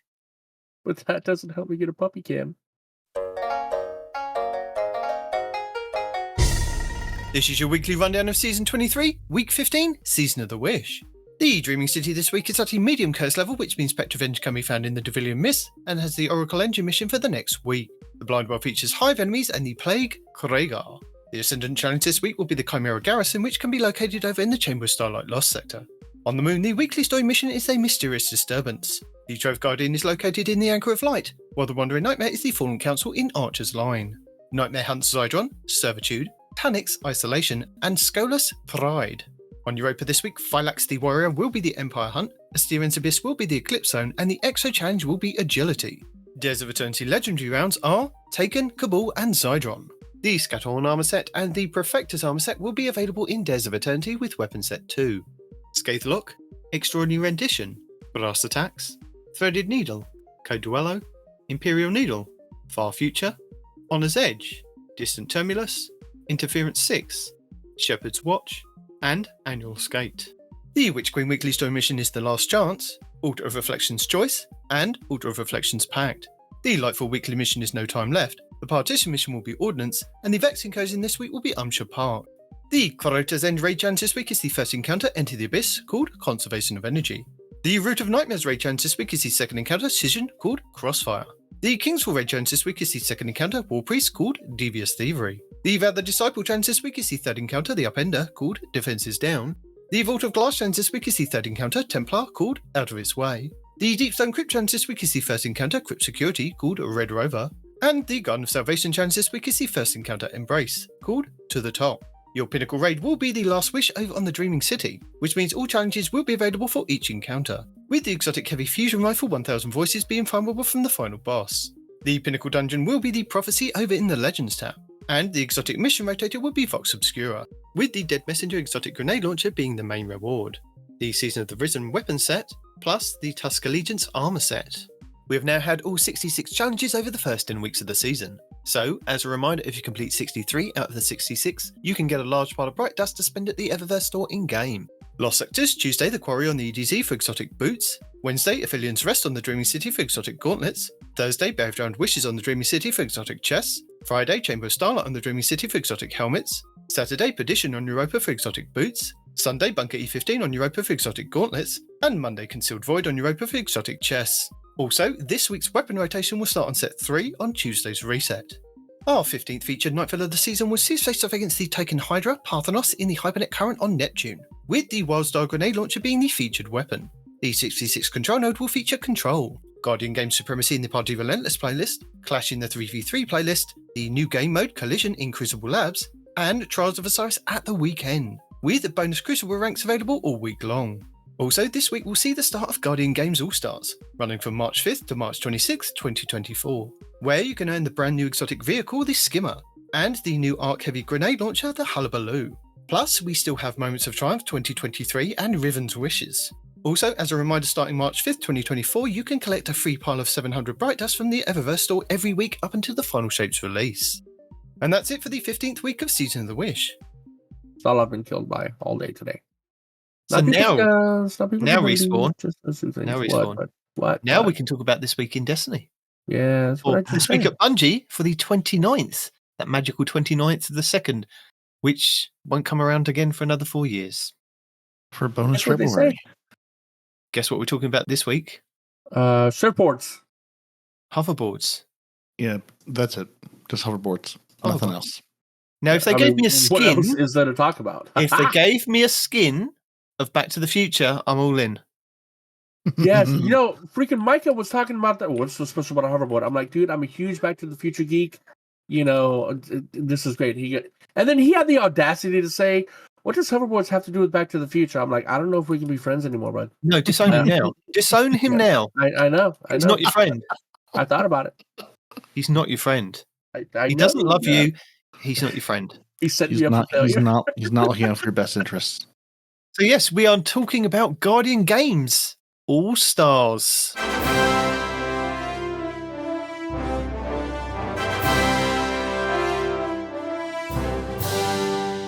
We've rebranded. We are All-Stars. Sure. Yeah. And one thing we definitely know for sure this year is there's going to be no bet. No bets. Because we still haven't had the results of the bet from the last year from Bungie. Right. So there's no bet. Bets are off. That's it. Yeah. Yep. Unless. You're never going to get the no unless. No, okay. You had it right the first time. So Guardian Games All-Stars arrives this Tuesday and is available from March 5th to March 26th for 3 weeks. Who got excited when they saw the skimmers? That's not a skimmer. That is a hoverboard or a surfboard. And it's a skimmer. No, it's not. And do you want to know why it's called a skimmer? Nope, because it's not called a skimmer. No, it's called a skimmer. And you know what? You want to know? Listen, we can call it hoverboards, but do you want to know why it's called a skimmer? Because you can skim across beams and stuff with it, probably. Because it's cut content from Lightfall. That's why. Is that really why? Oh, come on. Who's flying around on one of these boards in Lightfall? Yeah, fair enough. Fair enough. Favorite boy. Yeah. Yeah. Come on, 100%. You must admit this is cut content, and they've gone. I'm not opposed to that. I'm just saying, I'm not going to get hung up on cut content because now if we'd have known about it back then and they never gave it to us, meaning we could do that, that'd be one thing. But we never even. Well, I don't know. Maybe we did. I don't think we ever even speculated that we could do that. But I'm excited to earn my Edge transits. No. It's not an Edge transit. It's called a Hullabaloo. Which I didn't pick up on. I just saw somebody else mentioning, hey, look, it's the Edge transit. It's back. Which, I mean, I'm at the point where I'm so far beyond caring what the weapons look like because I just need to make room for them. Yes. And let's be honest, I'm going to delete them all anyway because I have nowhere to put them. They're just here to get deleted. So we've got new weapons, we've got new mementos, we've got new vehicles that are going in the Sparrow slot, which are our skimmers. Yeah. There's going to be new stuff to get in the game. There's new outfits to get for our Guardians and more medallions to get. Yeah, but it's not all It's all fun and games. Fun and games, that's the word. Yeah. No, it is all fun and games. It is. It's called the Guardian Games. It's all really instead of All Stars, it should be all fun and games. No, hear me out. They finally gave me all the dragon stuff that I've ever wanted in the game after I don't know how many years. Right. And now, 1 billion. After I've finally just gotten all my dragon shenanigans, they're gonna be like, "Oh, here's a hoverboard." I'm like, "But you finally just gave me my dragon sparrow." And that doesn't look like a dragon hoverboard. We discussed this last week, didn't we? We discussed this last week. I'm going to have to remind you. Warlock, dragon, warlock. Hunter, but that's a warlock. You know, Hunter has the rest of the good stuff. I mean, I've done what I can to make my hunter look like a dragon. Right? It might not be perfect, but it is what. The only thing I'm missing is the helmet. Let's be honest, right? So, I mean, the helmet would be amazing, but the problem is it's on a warlock, and even if I got the dragon helmet on a warlock, I never play the warlock, so I don't get to live my best dragon life anyway. You know? Well, it sounds like you need to become a warlock. Is all I'm hearing you say. But what you can do is you can grind, you can do tricks, you can do flips with your new skimmer called the All-Star Vector, and it'll be available for everybody to earn with this Guardian Games All-Stars. So you just could pick it up from Evil Levante after completing the onboard quest. But if you want to keep it permanently, there's another quest to do, which is called the drop-in quest, and it'll be yours forever. So make sure that you do both parts of the quest, I guess. And if you just want to skip that and buy one from the Eververse store, then Bungie have got you covered, because this one's going to be available in the Eververse store that we don't know what it looks like, but I'm telling you, if it looks like Back to the Future, if it's got pink and it looks very similar to the Back to the Future hoverboard, I'm in. That's it. Spending silver. Okay, so it's not going to look like that, but you can make it look like whatever you want. Yeah. You can absolutely put shaders on it. So, I mean, it looks like whatever you want it to look like. If you want to fly around on a plaid hoverboard, that's up to you.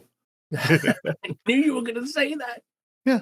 If I can't wrap it in flannel, what are we even doing here? Now, is there any fabric to wrap it in flannel? No, so it's going to look horrible. So, no flannel, something else. So, as with every year, you have to go to the tower. So, you've got to have completed the opening quest. If you're kind of a new light guardian, get to the tower. Once you've gotten to the tower, you can speak to Grandma Stranger Danger, who's Evil Levante, and she will give you a class item. Now, you have to have the class item equipped, which means Peroty, with his infinite wisdom of, why would I take this other class item off because I don't really need any other class items? Well, Bungie have got you covered with that one because you definitely need it for the Guardian Games. This is the same reason class item. Mm-hmm. The same reason that you need the helmet for the haunted stuff when haunted stuff comes around, that you need to take off the helmet. So you need to have the class item equipped at all times if you want to generate the laurels and you want to generate the medallions. And we'll get onto that in a second. So she will give you the next 3 weeks having to put the class item back on every time I hit the little button to say put on the new loadout. Just leave it. That's the annoying. Well, that's my intention. But every time I switch loadouts, I'm gonna have to remember to put my class item back on. Yes. So if you've got your loadouts already saved, then remember to kind of click the button and switch it back on.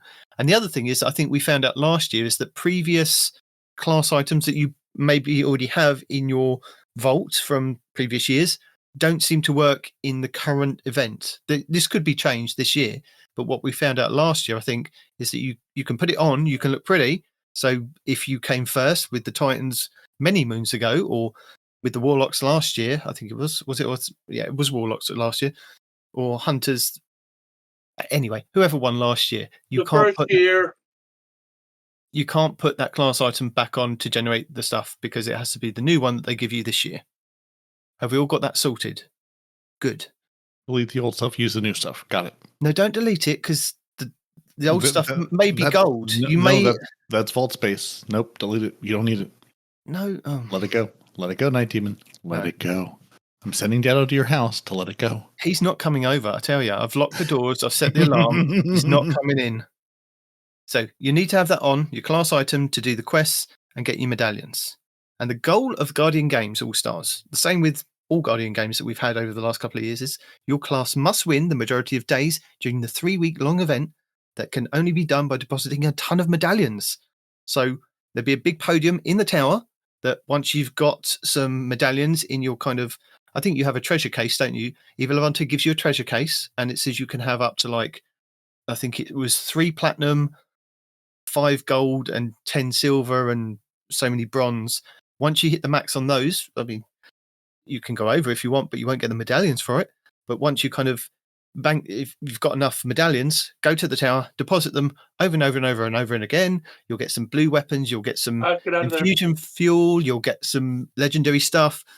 But the little flag should go up and down depending on who's kind of depositing stuff. And at the end of the day, you'll see whoever's won for the day, and you just carry on the next day. Easy enough. Yeah. So Evil Levante will have a great variety of contender cards to choose from. So you have to pick up contender cards that will give you between gold, platinum, and diamond. So this is really cool because we've got a new one for this year. But the diamond medallions awarded are 3 per week. And I'm not sure whether that's limited to 3 a week per character or just per sign-in. If it's limited to 3 per character, then I see that people are going to go and stack these up and then deposit them on the character that they want. Because the diamond ones apparently are worth more and can change the course of the day. So that's why they're limited to 3 a week. 2 of the diamond medallions are focused on 1 for PvE and 1 for PvP. So it's probably going to be like Nightfalls and Trials kind of things. And then the third one is a unique one where you have to watch Respawn and get a Twitch drop from watching Destiny 2 streamer for 2 hours during that week. Honestly, I don't know if Respawn will be included in that. I don't know how it's kind of going to happen. Is it anybody that's got the kind of D2 link on there? Who knows? Do you know? I don't know. Nobody knows. Nobody knows. Who knows what? Well, do you have Twitch drops for Guardian games? Is that a thing you can turn on? Can people watch you for 2 hours? I mean, it's been on. People just keep saying it's not working. I've gone through, I looked up the YouTube video, I followed it, I turned on all the things that need to be turned on, but people say it don't work, so I don't know what else to do. So no, you cannot watch Respawn for your Twitch drops for 2 hours for part of Guardian games. You gotta watch somebody else who can make all the buttons work. I don't know how the buttons work either, to be fair. He might be able to make the buttons work. You're saying there's a chance. I'm saying there's a chance. Yeah, because go back and try it again, I guess. I think where he's got the D2 official extension on his Twitch chat, then I think it says viewers bounties. Yeah, if you link it with your Bungie account, you should be able to watch us next week on the podcast and get your 2 hours, your requisite 2 hours of watching a Destiny 2 podcast and show and stream for 2 hours. So next week we have to stream for 2 hours minimum. There you go, Respawn. Not sure that's going to be a problem. So all medallions that Guardians bank in the tower will be counted daily, and the crests of the daily winning class will be inserted into the tower podium for everybody to track their standings. So in past Guardian games, they measured performance. So Respawn, you'll like this bit. In past, they measured performance by the total medallions scored, the population in balance, and they've kind of balanced it out, haven't they? So with hunters, there being more hunters in the kind of community, they went, oh, we're going to weight it like this. This year, they're going to do it differently. They're going to do what we suggested. And we suggested each day, the class scores will be measured by the average medallion score of the players who've deposited medallions for that day, separated by class. So that's what we said before, didn't we? We said, why don't they just take the people that are playing that day and then do the balancing out for that day? Because then that makes it a lot more fairer, because they're actually playing and contributing to the Guardian games. I still think, like, messing with the numbers at all, you're asking for trouble, you know? Well, they've got to mess with the numbers, haven't they? With the weighting of how many people play. So if like daily, there's like say 100 hunters and only 10 titans and 5 warlocks, they've got to kind of work out a measurement for that. And as long as they've kind of got it measured out properly. Yeah, but the problem is the hunters are already gun shy, because every time they mess with our numbers, lo and behold, hunters end up losing. Why? Because they screw with our numbers. We have greater numbers. Let us have the greater numbers. And now hunters, even if hunters are going to be online, they're not doing Guardian games because we already know that our numbers are being skewed with. It's only the ones that deposit medals. Anybody that deposits a medallion will be counted towards the weighting. So if there is only one hunter playing against 100 titans, they will be weighted a hell of a lot better than the 100 titans. That's kind of my point. Because there's usually 100 hunters to one Titan, which means that one Titan is going to have more credit than 100 hunters. You see? Well, anyway, Bungie hope here is that they make your contributions feel more meaningful, and that the overall competition is less dependent on hard to understand population weights or catch up mechanics. So the same as what we had. Big notes. Got it. Yeah. The same as what we had last year, depending on your contributions to the Guardian games, you can earn glows for your shoulders.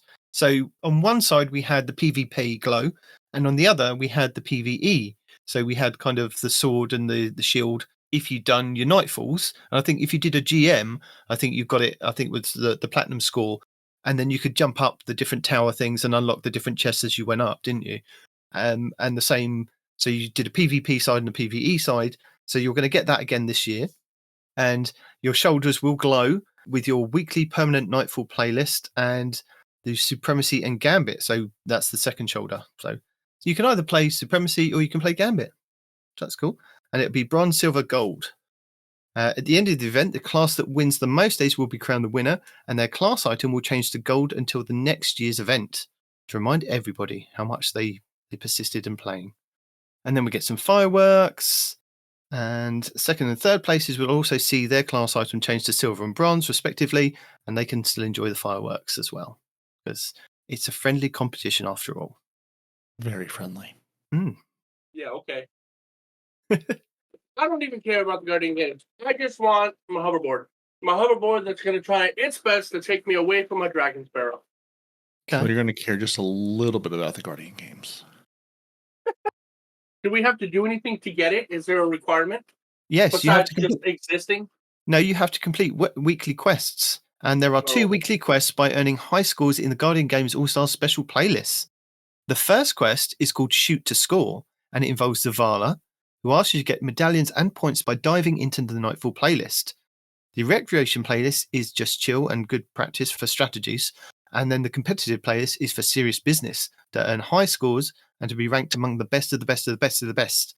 And then the second quest is called Vying for Supremacy, and we'll pit Guardians against Guardians against in the Crucible. Against Guardians, against Hive, against Fallen, against Scorn. Crucible and Gambit. Or Gambit to earn high scores. So you can either play Crucible or Gambit to earn that second one. Getting high scores in both playlists will unlock 4 chests for each quest. So that's the one where you jump up the different points in the tower. Hold on, I need you to back up. Sorry. Last year, whenever you would jump into a game as a hunter, you'll be playing with hunters. Yes. Against one of the other teams. Well, is that happening again? If you remember last year with Supremacy, and Supremacy is back this coming week, and I think it's probably going to be the game mode in the Party Relentless playlist for the next 3 weeks. So we're going to have 3 weeks of Supremacy. So me moaning that we haven't seen Supremacy for quite some time, well, now we've got it for 3 weeks, and I think it's my fault. Anyway. Fixed it. Yeah. That's what Bungie told me. What happened last year, which I don't think they've mentioned this year, is that when you go to the selectable node on the director for Crucible, you can either select to play the regular Supremacy, or you can play the class-based version of Supremacy, which I think they'll probably do again this year because that's the way it kind of worked. You could still earn the different medals in whichever playlist, but it was more fun to kind of go in with your pack of Titans, your pack of Hunters, and your pack of Warlocks against another class. So that, I think, is still going to be around. Alrighty. That's all I wanted to know. Okay. Yeah. And for Gambit, the only choice is to go class versus class. Drifter demands it. Interesting. That'll be fun. Mm-hmm. I just enjoy that they've now said Gambit more times in this 12 than they have in like the past 6 months. It could be coming back. That actually gives me some hope because Hunters right now have like DPS and Gambit just locked down, you know? So if it can be like Hunters against anybody else but Hunters, I think we should be looking pretty good as long as we don't have somebody inept that just goes in there and stands around, you know? Yeah. So everybody get out your Blade Barrage, damn near infinite super build up. There's actually 2 choices that's coming up in a video I'm going to talk about here at the end of the show that was in a build battle this week about Hunters and Gambit. Ooh. So if you're saying, what should I go in with? You've got 2 options. Well, one of those is a PvE. I'm sorry. One of those is ad clear. The other one is boss damage. So what do you want to do? Apparently, the same Why thing not for both? Nightfalls as well. So Nightfalls can be played with standard or class-based matchmaking, or without matchmaking at all. Mm-hmm. So there you go. But you've got to keep an eye on focusing activities, because that's not all. You can get more out of the event if you jump into a focused activity. So every few hours, one of the Guardian Games All-Star playlists, which is Nightfall, Supremacy, or Gambit, will be the focus activity, which means you'll get more from it. And they will be live for 2 hours from Monday to Thursday and for 3 hours from Friday to Sunday. And they're a new, great way to earn medallions and other rewards. I see. Playing a focused activity unlocks up to 3 tiers of reward packages to go from bronze to silver to gold, with better prizes for each tier. And there's one more package, the champion package, that will go with the class that dominates the focus activity by earning the highest scores. So the champion package will fill the medallion case, not including diamond medallions, because those are unique to the contender card.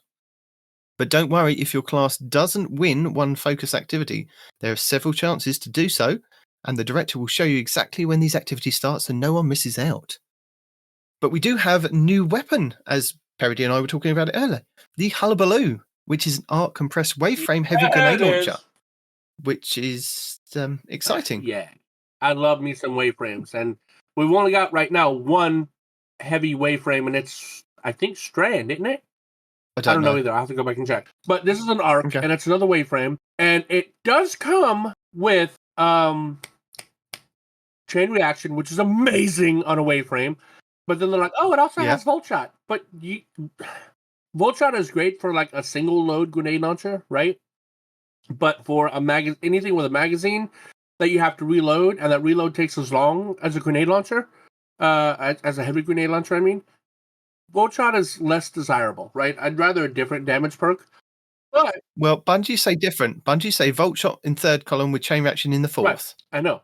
They don't say different. I just said that they had Volt Shot. I'm saying Volt Shot on a heavy grenade launcher doesn't seem like a great option. But the chain reaction, full stop. Yes, absolutely. Can you get, just spitballing here, I wonder if it'll roll with full court. Full court on a waveframe kind of sounds fun, you know? Unfortunately, because it's not in the database yet, we can't see any of these new weapons. And the same with the stuff that's coming with the Nightfall, because we've got the new grenade launcher going into the Nightfalls this week, the Wild style. But we can't see the roles available on that either. But we will do, as come Tuesday, we'll be able to see in the database what it can kind of roll with. The same with the Traxxas Post, which was the Strand lightweight frame scout rifle from last year, and the title, which was the Void aggressive frame submachine gun from the previous year. They will be back for you to kind of get with new perks. You can get some new rolls on that.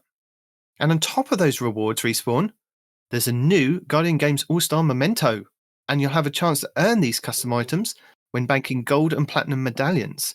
But they are guaranteed if you get diamond medallions. So you can guarantee to get 3 mementos. No, you're guaranteed to get 1. And if you don't use it, you're guaranteed to get how many? Say it with me. Look. 17. I'm just telling you. 23. 46. Look, it says Eva will even store your extra ones until the end of the event. Oh, that's so sweet. So, yeah, if you're worried about them kind of you getting 1, 2, and then, one's gone in your postmaster and you can't really do anything with it, don't worry. Eva Levante will hold on to them for 3 weeks. And then that's it. She's going to put them in the bin after that. Mm-hmm. So we'll reconvene in 3 weeks and talk about how many of these we've earned. 1. And how many we've lost. And how many friends we made along the way. 0. Sorry, what? Well, there's also a champ title and event card. Your champ title will be available again this year for those who are looking to go all in on the Guardian Games All-Stars. To do so, you just have to complete the event challenge cards. That's it. There are event-specific... these are event-specific and grant unique rewards like event weapons, shaders, emblems, exotic sparrows, materials, and of course, the event tickets, which can be used on the upgraded event card if you want to go to the Eververse store and buy that. And there will be something there that they're not going to tell us about. So maybe it'll be worth it, maybe it won't. We'll have to find out. That's why I have this pulse rifle in the same picture with the Memento. I don't recognize that. Is that a gun that's coming with Guardian Games, or is that just the Memento on one of our existing guns? Do you know? Yes. Oh, okay. So who's going to win? Probably Warlock. Well, for the third year in a row, we're going to find out. So March 5th, 9 a.m. Pacific, to March 26th at 9:59 Pacific. The game will be on.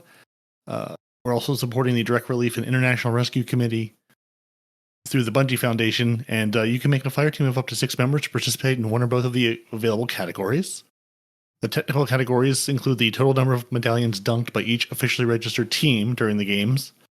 The charitable category tracks the total donation amount raised by each team throughout the games.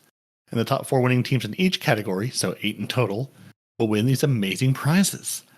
Respawn, the first place team in each category, will win a life-size, physical, all-star, vector skimmer replica with the team's name engraved. One team, one per team per category. So you can have your very own life-size skimmer awarded to you. That would be absolutely amazing. But I have a feeling... You're not going to make enough moats? No. I have a feeling it's not actually going to hover IRL. I mean, really, the hover part's up to you, because the top 2 teams in each category are going to win your Guardian Games medal, $50 MSRP. For each team member, maximum of 6 per category.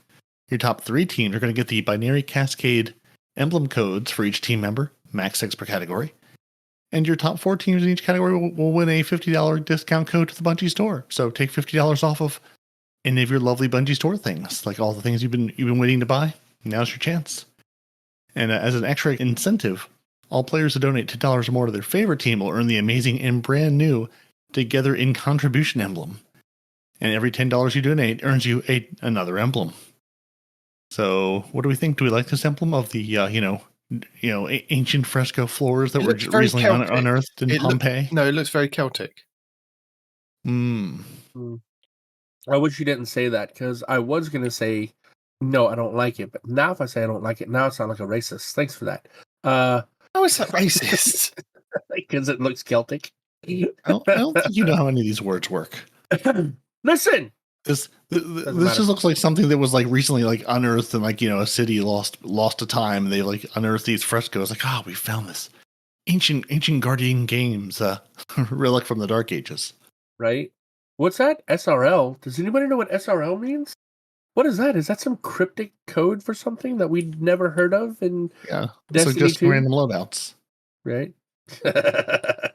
So like if you're interested in, say, hey, I have 5 other people who are going to raise a bunch of money or are going to play a bunch of this, you can go, and you must first sign up a team captain to the official Guardian Games Cup website, and all info on the process, including the FAQ requirements, rules, etc., will be found in the Guardian Games 2024 blog that we'll go over after we get through this TWAB, and tell all the good people, if you want to actually compete in this, where to do it and how to do it. Ooh, maybe we'll sign up and see what happens. And update 735 arrives this week. So basically, remember when we told you on the 8th of February all those things about the weapons? We're getting lots of weapons on the 15th of February. Hey, there's lots of weapon and sandbox ability changes. Those are coming. And remember the Prophecy Dungeon that Bungie wants to clarify that they put the Prophecy Dungeon up twice in a row so you can get both the old loot and the new loot. And no, this isn't going to reset the rotation. This is just a one-time double Prophecy sales event. Remember all those things? Those things are happening this week. So Tuesday, all of those things happen. Now, we're not getting new maps in PvP. That's still May. But all the other things that happen, that happened in the 735 update that we talked about for March 5th, that all happens Tuesday. So as you hear this, tomorrow, most likely. And we would tell you what all those things are, but listen to the last 3 shows. It's only like 6 to 8 hours of content. You got this, right? Mm-hmm. Guess what, PlayStation people? Respawn, dig out that PlayStation, because the Witch Queen arrives on PlayStation Plus. I've already got it. So if you have Essential, Extra, Premium, all PS Plus subscribers will be able to acquire and play all the content in the Witch Queen starting March 5th. So just claim it as part of the offering, and then you can play the Witch Queen. So if you didn't run and do the Humble Bundle for your Steam download, now you have a chance through PlayStation to get it. So you can Witch Queen and fight Savathun and Hive and all the Witch Queen things. And you can you'll also have the Vow of the Disciple raid. So when Respawn drags you through it, you'll be able to be dragged through it because now you'll have it. Right. You respawn. Guess what time it is now? It's time to get rid of these hiccups. Teacher. Well, it's also time for the player support report. So Awesome. while Respawn goes to find support for his hiccups, we're also going to tell you that Respawn's wishes, Respawn's wishes crafting update. Respawn, Riven, you're the same thing, right? You're both big disembodied Amankara telling us to go collect eggs. That sounds right. Well, I mean, I'm trying to be a dragon. I don't know about Amankara. Yeah, there's eggs involved. That's all that matters. So since the wishes were introduced, we've been investigating an issue where... Are you reading the report instead of me today? I mean, if you want to read it, you can read it. I won't take it away from you. I mean, I just thought it was called Respawn's Report Roundup. No, this is the player's report. Oh, is it? Oh, that's how you put up a... Oh my god! You can't read anything because you're hiccuping. Yeah. So I'll tell people that Revan's wishes were introduced. They've been investigating the issues where the Forsaken pack owners can only craft weapons in Mars inventory if they've unlocked the patterns for it. So they should have a fix for this next week in that same 735 update. And once again, there's not a single known issue worth telling us about. Everything's beautiful. They did take the game offline earlier this week to fix issues with olive errors. There were just olives flying through space, smashing into people's faces and ships. Hold on. So was it all of the errors happening at once? It was all of the errors, which they've now theoretically solved and brought the game back online. And there's movies and there's artwork. And they want the best class to win, and we all know who the best class is. And there's skimmers to earn. So go in your skimmer, go bank your medals and motes, and there's a sleeping kitty cat. So don't you have to bank the medals and motes to get the skimmer though? You're giving people bad info. Right. Do both. Okay. So don't live in the land of war. Well, I mean, unfortunately, Bungie's kind of forcing us to live in the land of war. Okay. So have we twabbed? We finished the twab. I guess so.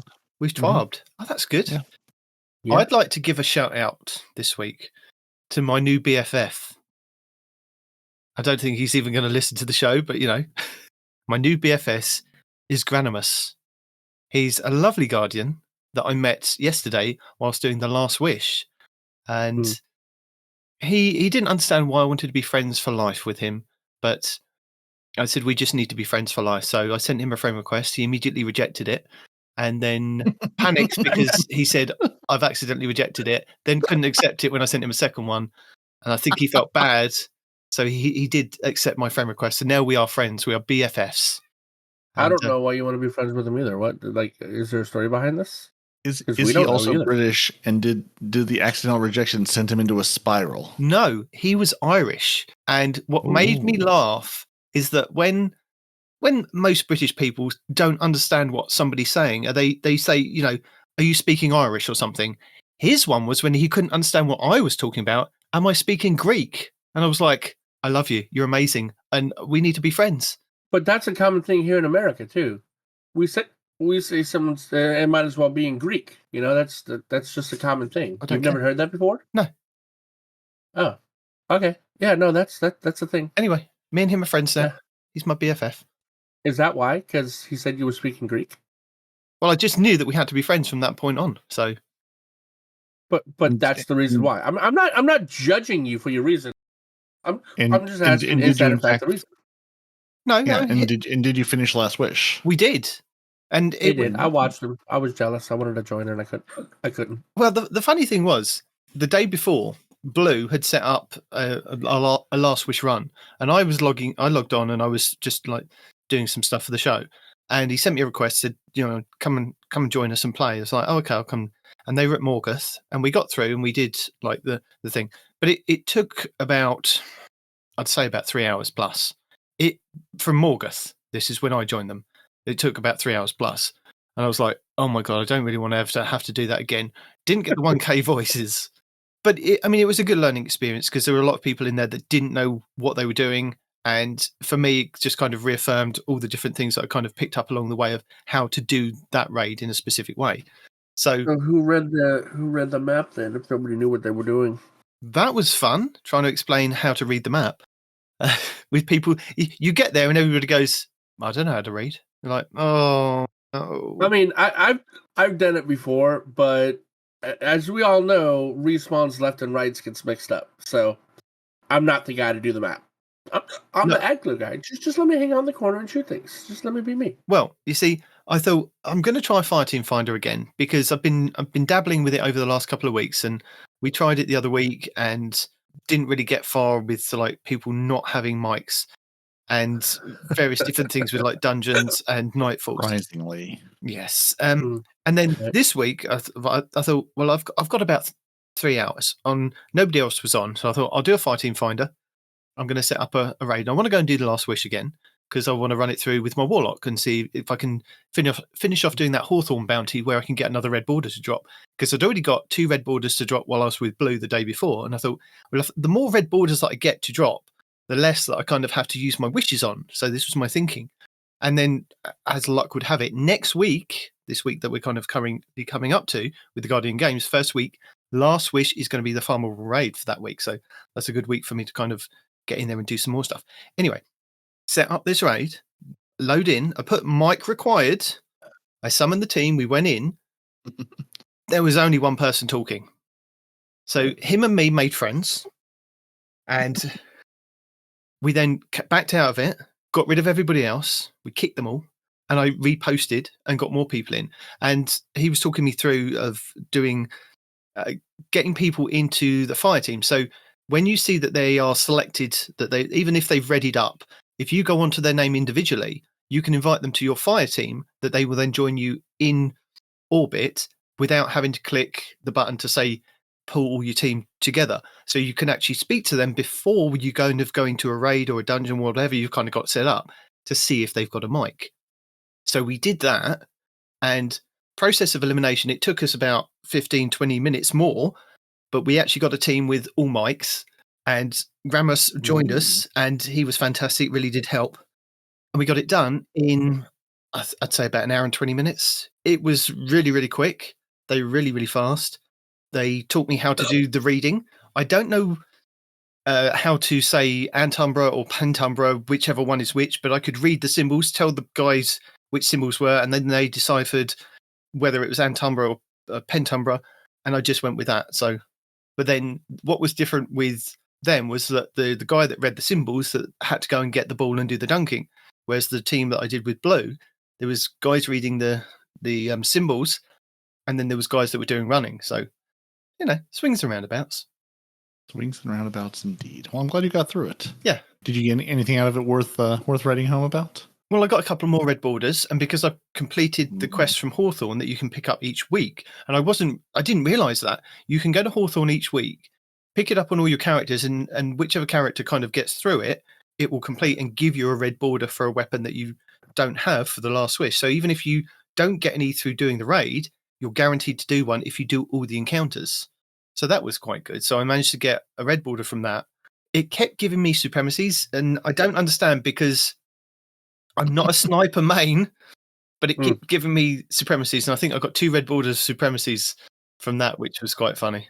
But sometimes the game gives you exactly what you'll never use and goes, here, you'll enjoy this, right? No game at all. But yeah, I appreciate the offer, but no. That's good. But even so, I mean, even if you didn't get 1K voices, like you said, nobody's really using it nowadays anyway. No, I've never had it, so it's one of those things. So I think next week I'm just going to go in there and save up all my keys and then use it when I've got like about 6 or 7 to kind of just use all in the same go and do that.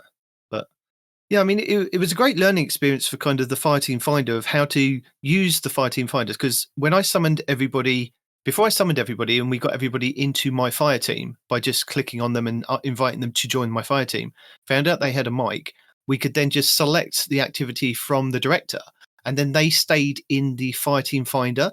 So if we ever DC'd and couldn't get back to each other because we weren't in a party chat, they could then get back to me, or I could see who they are and I could send them another invite to come back. Because there was one point where Gramus decided he wasn't going to do the jumping puzzle because he was on his hunter just before Morgoth, and he went, I'm going, and then we had to send him an invite to come back. So, but it was lucky that he was kind of still in that kind of party. So that was quite good that we kind of you can still hold those people in a kind of list with you. It shouldn't be that way, but it worked out pretty well that we kind of still had those people there. And yeah, everybody was really good fun. And I think a couple of people didn't really know how to do some of the things because we got to the map reading room and nobody kind of volunteered. And there was only I think 2 people knew what they were doing. So I volunteered because I wanted to learn how to do the map reading part of it. So that was quite good. And then learning from my left from right to go to either rocks or trees or stairs. You know, I learned that do be happening. I learned that pretty quick. Oh, good fun, good fun. Is that your first completion of that raid or no? No. I mean, I've done it many times before, but any time that I've done the Last Wish or Deepstone Crypt or something, it's people have dragged me through it, and I haven't had a chance to kind of. Yeah, I can see the activity going along, and unless I'm actually, they'll give me a specific job, but it'll be like, oh, you just stand there and you do that, not actually kind of explaining it or learning it as I'm kind of going along. And doing this back to back for like the last couple of days, I've actually kind of managed to learn it all, and I could probably teach somebody how to do it now. Whereas before it would just be kind of a guesswork of, right, you do this, you do that kind of thing. Apart from the Antumbra and the Pentumbra thing, I've got to kind of learn what symbols mean what and why, which way round they are kind of thing. Because the 2 sides people have to match, right? So it's like, hey, I have a fish, a dragon, and whatever, a horse. Yeah. I know a horse doesn't exist, but whatever, right? They're like, oh, I also have a horse. Okay, what side is yours on? Mine's on left. Oh, mine's on right, or whatever, right? Yeah. So you got to match the symbol and then say what side the symbol's on, and then that tells you where you got to go. Yeah, I know. But that's what I'm saying. Now, Leviathan, I could take you through the Leviathan. I'll show you how to do that. It's just not in the game. Yeah. Details. When that happens, we'll look to you for that advice, right? Yeah. But yeah, I think it's definitely something people have got to kind of don't be too scared to go into like using the Fireteam Finder. It's just like any LFG kind of finder out there is that just go in there and don't be afraid to talk on the mic, because the worst thing that can happen is that you find that they're complete idiots and you don't want to be with them. Just back out of the lobby and try again. You will find somebody that actually is a decent human being and either will take you through and teach you or, just be nice to you. So I mean, I'm not saying it's perfect 100% because there are still flaws in it, but the thing that we found is that a lot of people just didn't want to talk, and if you don't talk, then we can't kind of work out whether you're good at doing whatever you're doing.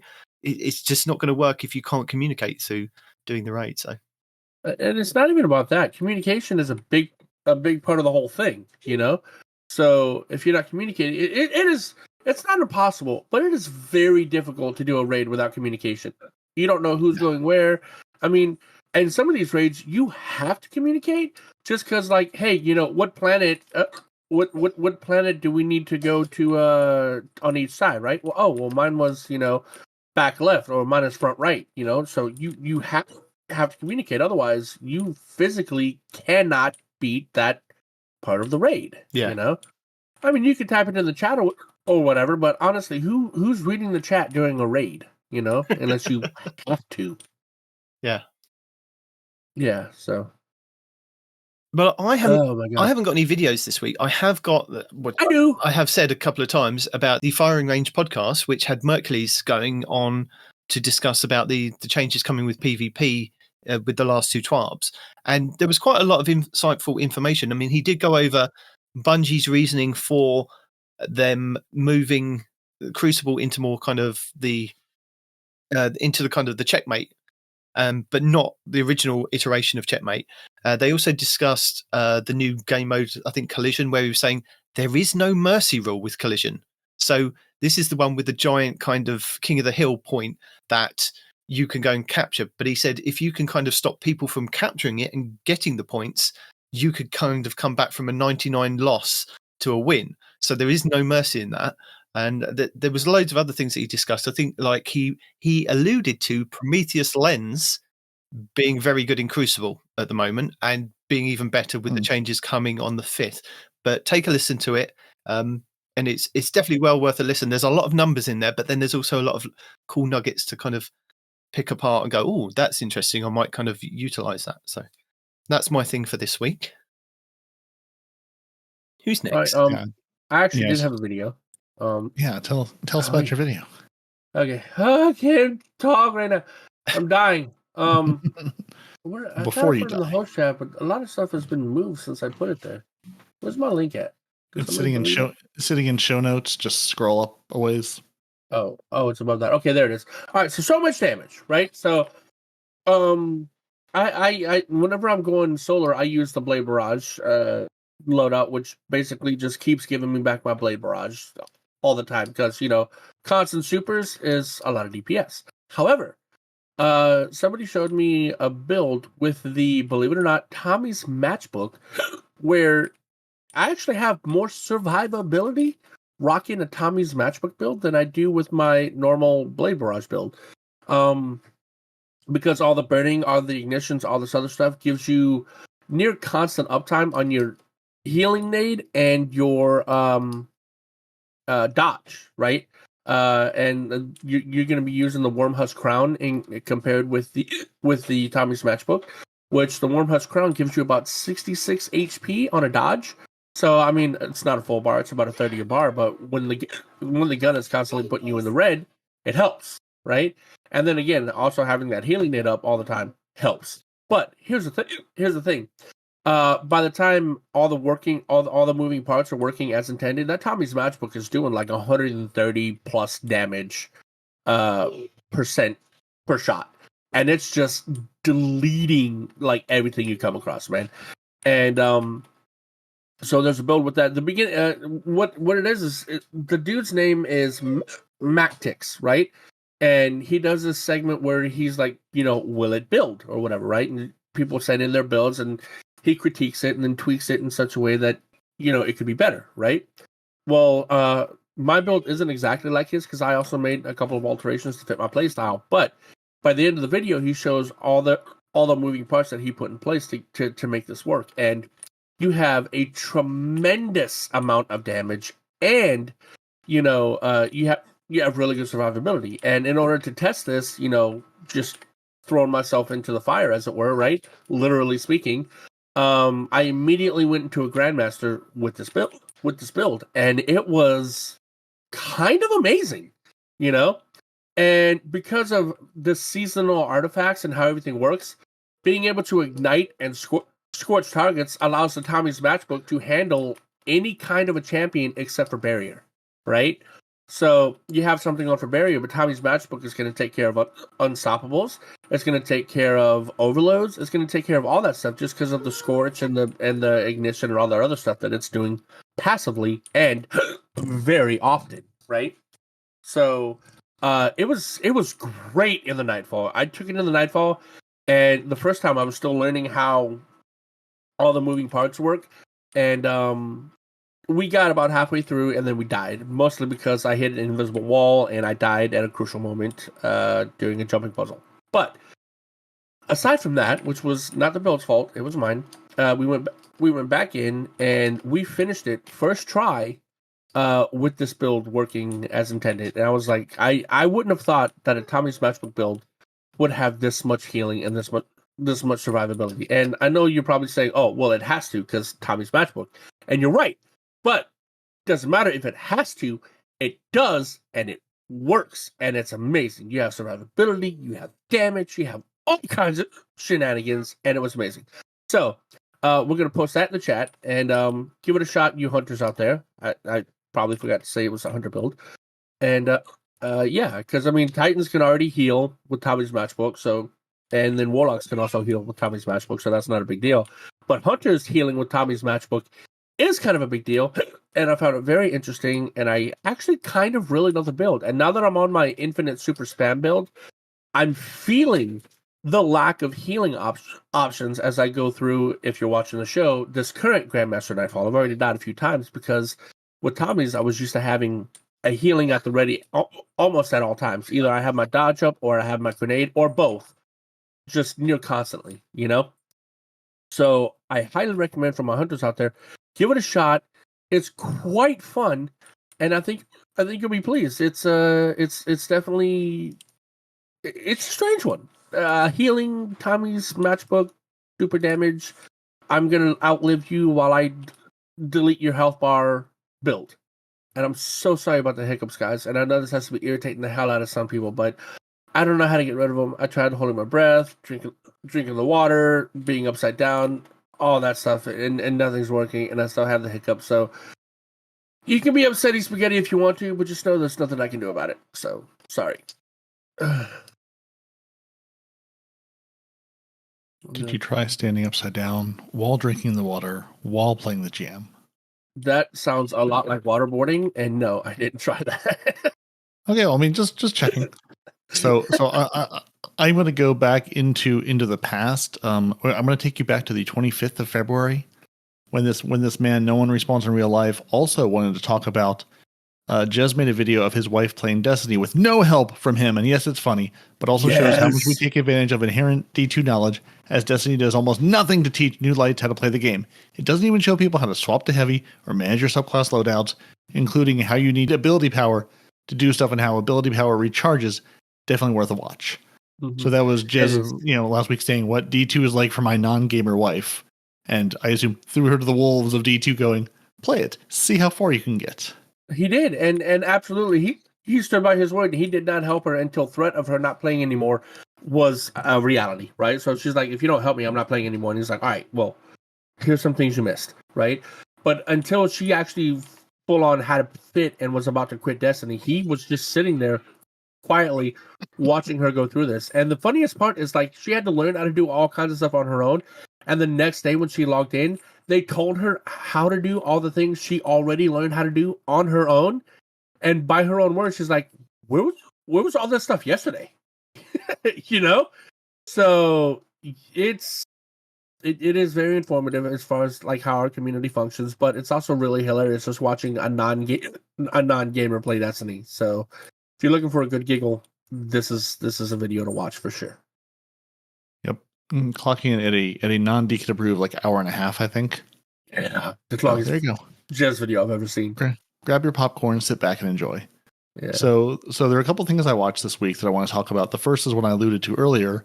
Astacross has been doing his build battles challenge on his channel. Basically, two people come with a build, he tries the build out, and sort of his chat decides who had the best build, and then the loser is banned from the channel. And then immediately unbanned from the channel. But there has to be at least some stakes involved. Jesus. He very quickly says, we unban you right afterwards. But it's just, there has to be something, some sort of stake here. So there was a Gambit Warfare one this week of Lucky Pants versus Shinobu's Vow. And I mean, I'm going to watch it because it has my favorite word in the title. But also, it was good fun to watch how hunters play Gambit because, I hear that's a thing they do. So yeah, I wouldn't play it with I mean, right now, solar builds and strand builds are probably the best for Gambit. I mean, the Arc is really good too, but when it comes to the boss DPS, it's not great. That man was doing some work with his electricity. That's all I'm going to say. So no, 100%. No, ad clear, it's amazing. Like there is nothing better than Arc for ad clear. He was throwing that nice electrical staff into the heart of that boss too, which wasn't making him feel very happy. Right, but if you look at the damage compared to like some of the other Hunter Supers, it's not. It's not the best. It's good. Don't get me wrong, and it'll stick to them, so you don't have to worry about landing every shot. You just have to worry about landing the first shot. But no, I'm not saying it's bad. I'm just saying Blade Barrage spam is going to be way better for Gambit right now than that build is. But it's definitely a good build. Now the Lucky Pants one, it would have to depend on the gun. I'm assuming one of those guns was the exotic. What's called the one that does extra damage to Taken, and it has explosive bullets in it. Help me out here. Malfeasance. You're gonna have to watch the video and find out. I'm not gonna spoil it for you. You're gonna have to see who wins the build battle. I'm just saying. There's two hunters that have said, "Here's what I'm rolling in with." I mean, these are hunters bringing this. This isn't me bringing it to you. These are the hunters saying this is what I'm gonna roll with. Yeah. So that's what they're gonna say. There is another one. I mean, TDT for a while has been doing, a lot of creators are doing basically, will it build battles. TDT does stupid builds. Basically, people bringing him things going, this is really stupid. You're going to enjoy it. He found that, there's like, 6 or 7 builds in the, 10, 15 minute video. I can't remember what the runtime is. But, it's a couple minutes. He doesn't go like in-depth breakdown into each build. It's basically, hey, here's what each build is. He shows it to you so you can recreate it. There's one in here that like he's like, I didn't expect this to be this stupidly good, but it is with AC/DC feedback fences in PvP. So, you know, if you're looking for something fun to play or just want to see what other random off meta stuff people are running with, you know, good times. That there's a lot of interesting stuff in there. You say off meta, but I see a lot of Titans working that fence. I didn't know that was off meta. Well, I don't know what the meta is, and I don't know. I mean, there's like 5 or 6 or 7 builds in here. I don't know what. Not all 7 of them are meta builds. Fair. There, you know, Astrocross did his "How I Miss Combined Arms Sparrow Control First Impressions" video, where it basically devolved into trying to run people over with the Sparrow and attaching up to 5 sticky grenades to the Sparrow and running that in the battle, which was really disappointing. And this is PvP? That he didn't. Yeah, Sparrow Control. That he didn't have better success. So while we 3 didn't play Sparrow Control, Astrocross did for you. So, you know, you can watch his experience. 40 games of Sparrow Control, one of those kind of deals, or no? No, just like 4 games of Sparrow Control and trying to do silly things with Sparrows, basically. You know, the fun thing you'd try to do if you had a Sparrow in PvP. Yeah. Ascendant Nomad is he quit Destiny and learned something shocking. And now he's, you know, back with Destiny, but just, you know, he's moved countries, took some time away from the game, and just, you know, came to some conclusions about the game and what it is to play it and create content for it for a decade. And I just really enjoy Ascendant Nomad, and I hope he gets back to doing his like Crucible Doctor series and build video stuff and weapon reviews, because I really enjoy just his vibe. So just brought some thoughts about the game, having sort of stepped away from it for a while he's, you know, real life sort of gets in the way. Froggy 618-57725 has found us a button on the moon. There's a button on the moon you can get to and press it. What does it do? Who knows? Probably not a whole nothing. lot, apparently. But, you know, a fun out of bounds. There's just a button on the moon. And then the last 2, the Precious Scars Cool Guy has 2 videos. I think there's both cool Guy, yes. The Precious Scars changes are amazing, and it's about to get wild. So if you've had Grandma's China broken on the floor in the back of your vault for a while, now might be time to bring it back out. When we ran the GM with Nitedemon and Nitedemon earlier this week, Nihilus was running the Precious Scars with a Polaris Lance next to my Warlock, and we were just sort of giving each other health boosts back and forth. So Precious Scars is good fun. It's a good video to check out if you want to look really dumb while playing PvE or PvP. That's a good one. And finally, with all of our changes coming this week, our Breakneck gets its target lock perk. But I learned something new from Cool Guy in his Breakneck 2.0 is all gas, no brakes video about an interaction between kinetic tremors and shoot to loot that I either didn't know or had forgotten about. Kinetic tremors activate shoot to loot, probably. Yep, that'd be the one. So, I mean, he just goes over. I mean, Breakneck's a good weapon anyway. It is. And who doesn't love a kinetic tremor? So, yeah, and that's getting, I can't say a refresh. They're adding the one target lock perk that didn't have to before, but I've got Gambit emblems or engrams I'm saving up to go turn in for Breaknecks. And that's what I watched this week. I think my son is trying to tell me it's time to go. I think it is time to go. First, we have to say thank you very, very much to our lovely patrons. Zeb Orbit, who cannot be threatened with a good time. The T-Rex King, the Scarlet King, BHS Nightcrawler, Melomeli, and Dedicated Wham, our Otter Dance Troupe, dancing their greatest dance because they're having grenades thrown at them by Carter 2782, Gold God 1562, Wee Noble, Basically Salt, Zombie Pops, Renard Calant, Fire Squad 1688, and Coderson 105. And then Deacon is hard at work once again, since she's now a raid member short, working on that next raid team of Dimwee, Gravy Jeff, and PB Pipe. Thank you to all of our lovely patrons who have gone to patreon.com/TTH and said, we appreciate what you do. We'd like to toss some cash in your direction so you can keep doing what you're doing. And we can slowly get Nitedemon out of the forest and bring him back into the civilization where he doesn't have to go to the forest anymore. Maybe one day we can get there. And after that, thank you for joining us. Your Titans are Peroty and Nitedemon. Your hunters don't want to respawn in real life. Our guest this week was Ft.SJSFLUID, the PvP playing Trials, Love, and Warlock. And you can find us on YouTube, Twitter, Instagram, Facebook, and really just go to your nearest search box and type in 2 Titans and a Hunter. As plays out time and time again, go there, find our show, find all the great shows that's part of the Owl Sector Alliance. And if you want to have questions, comments, concerns, email the show, 2timesandahunter@hotmail.com. Find this show wherever you get your podcasts. Follow us on YouTube for each new episode, weekly update, and all the live stream videos. And if you're saying, man, I wish someone would make like a short 3-minute video on what's happening next week, what the Nightfall is, what the rotations are. There's a very nice British band who puts those together for you every week that you can find out. If you want to know all these lovely videos we talk about, all the sites we talk about, twotitansandahunter.com have all the show notes. And if you want to join the Otter Dance Troupe, threaten us with a good time. I'm going to threaten Respawn with a good time for hiccuping. Throwing more grenades, join our Patreon at patreon.com/TTH. If you're looking for a more casual encounter, coffee.com, that's ko-fi.com/twotitansandahunter. And if you want the thrill of live action, spicy language, and hiccups, head over to twitch.tv/no-one-respawns in real life. And if you want to keep it family friendly, like a proper British gentleman, raiding in the wee early mornings, or doing GMs, or all sorts of silly shenanigans, twitch.tv/twotitansandahunter. And until next week, gents, I'll see you in the Guardian games. Later, see y'all next week.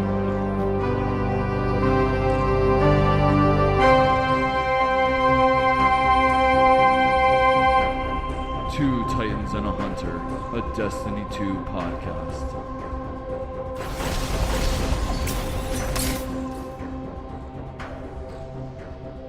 And he's not even there to talk to.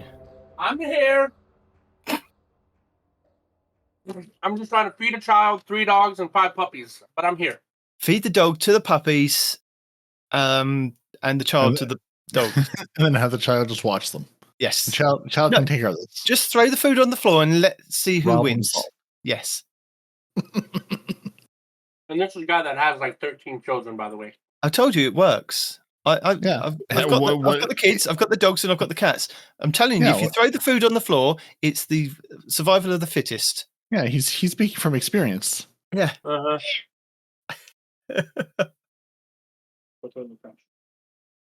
Oh dear.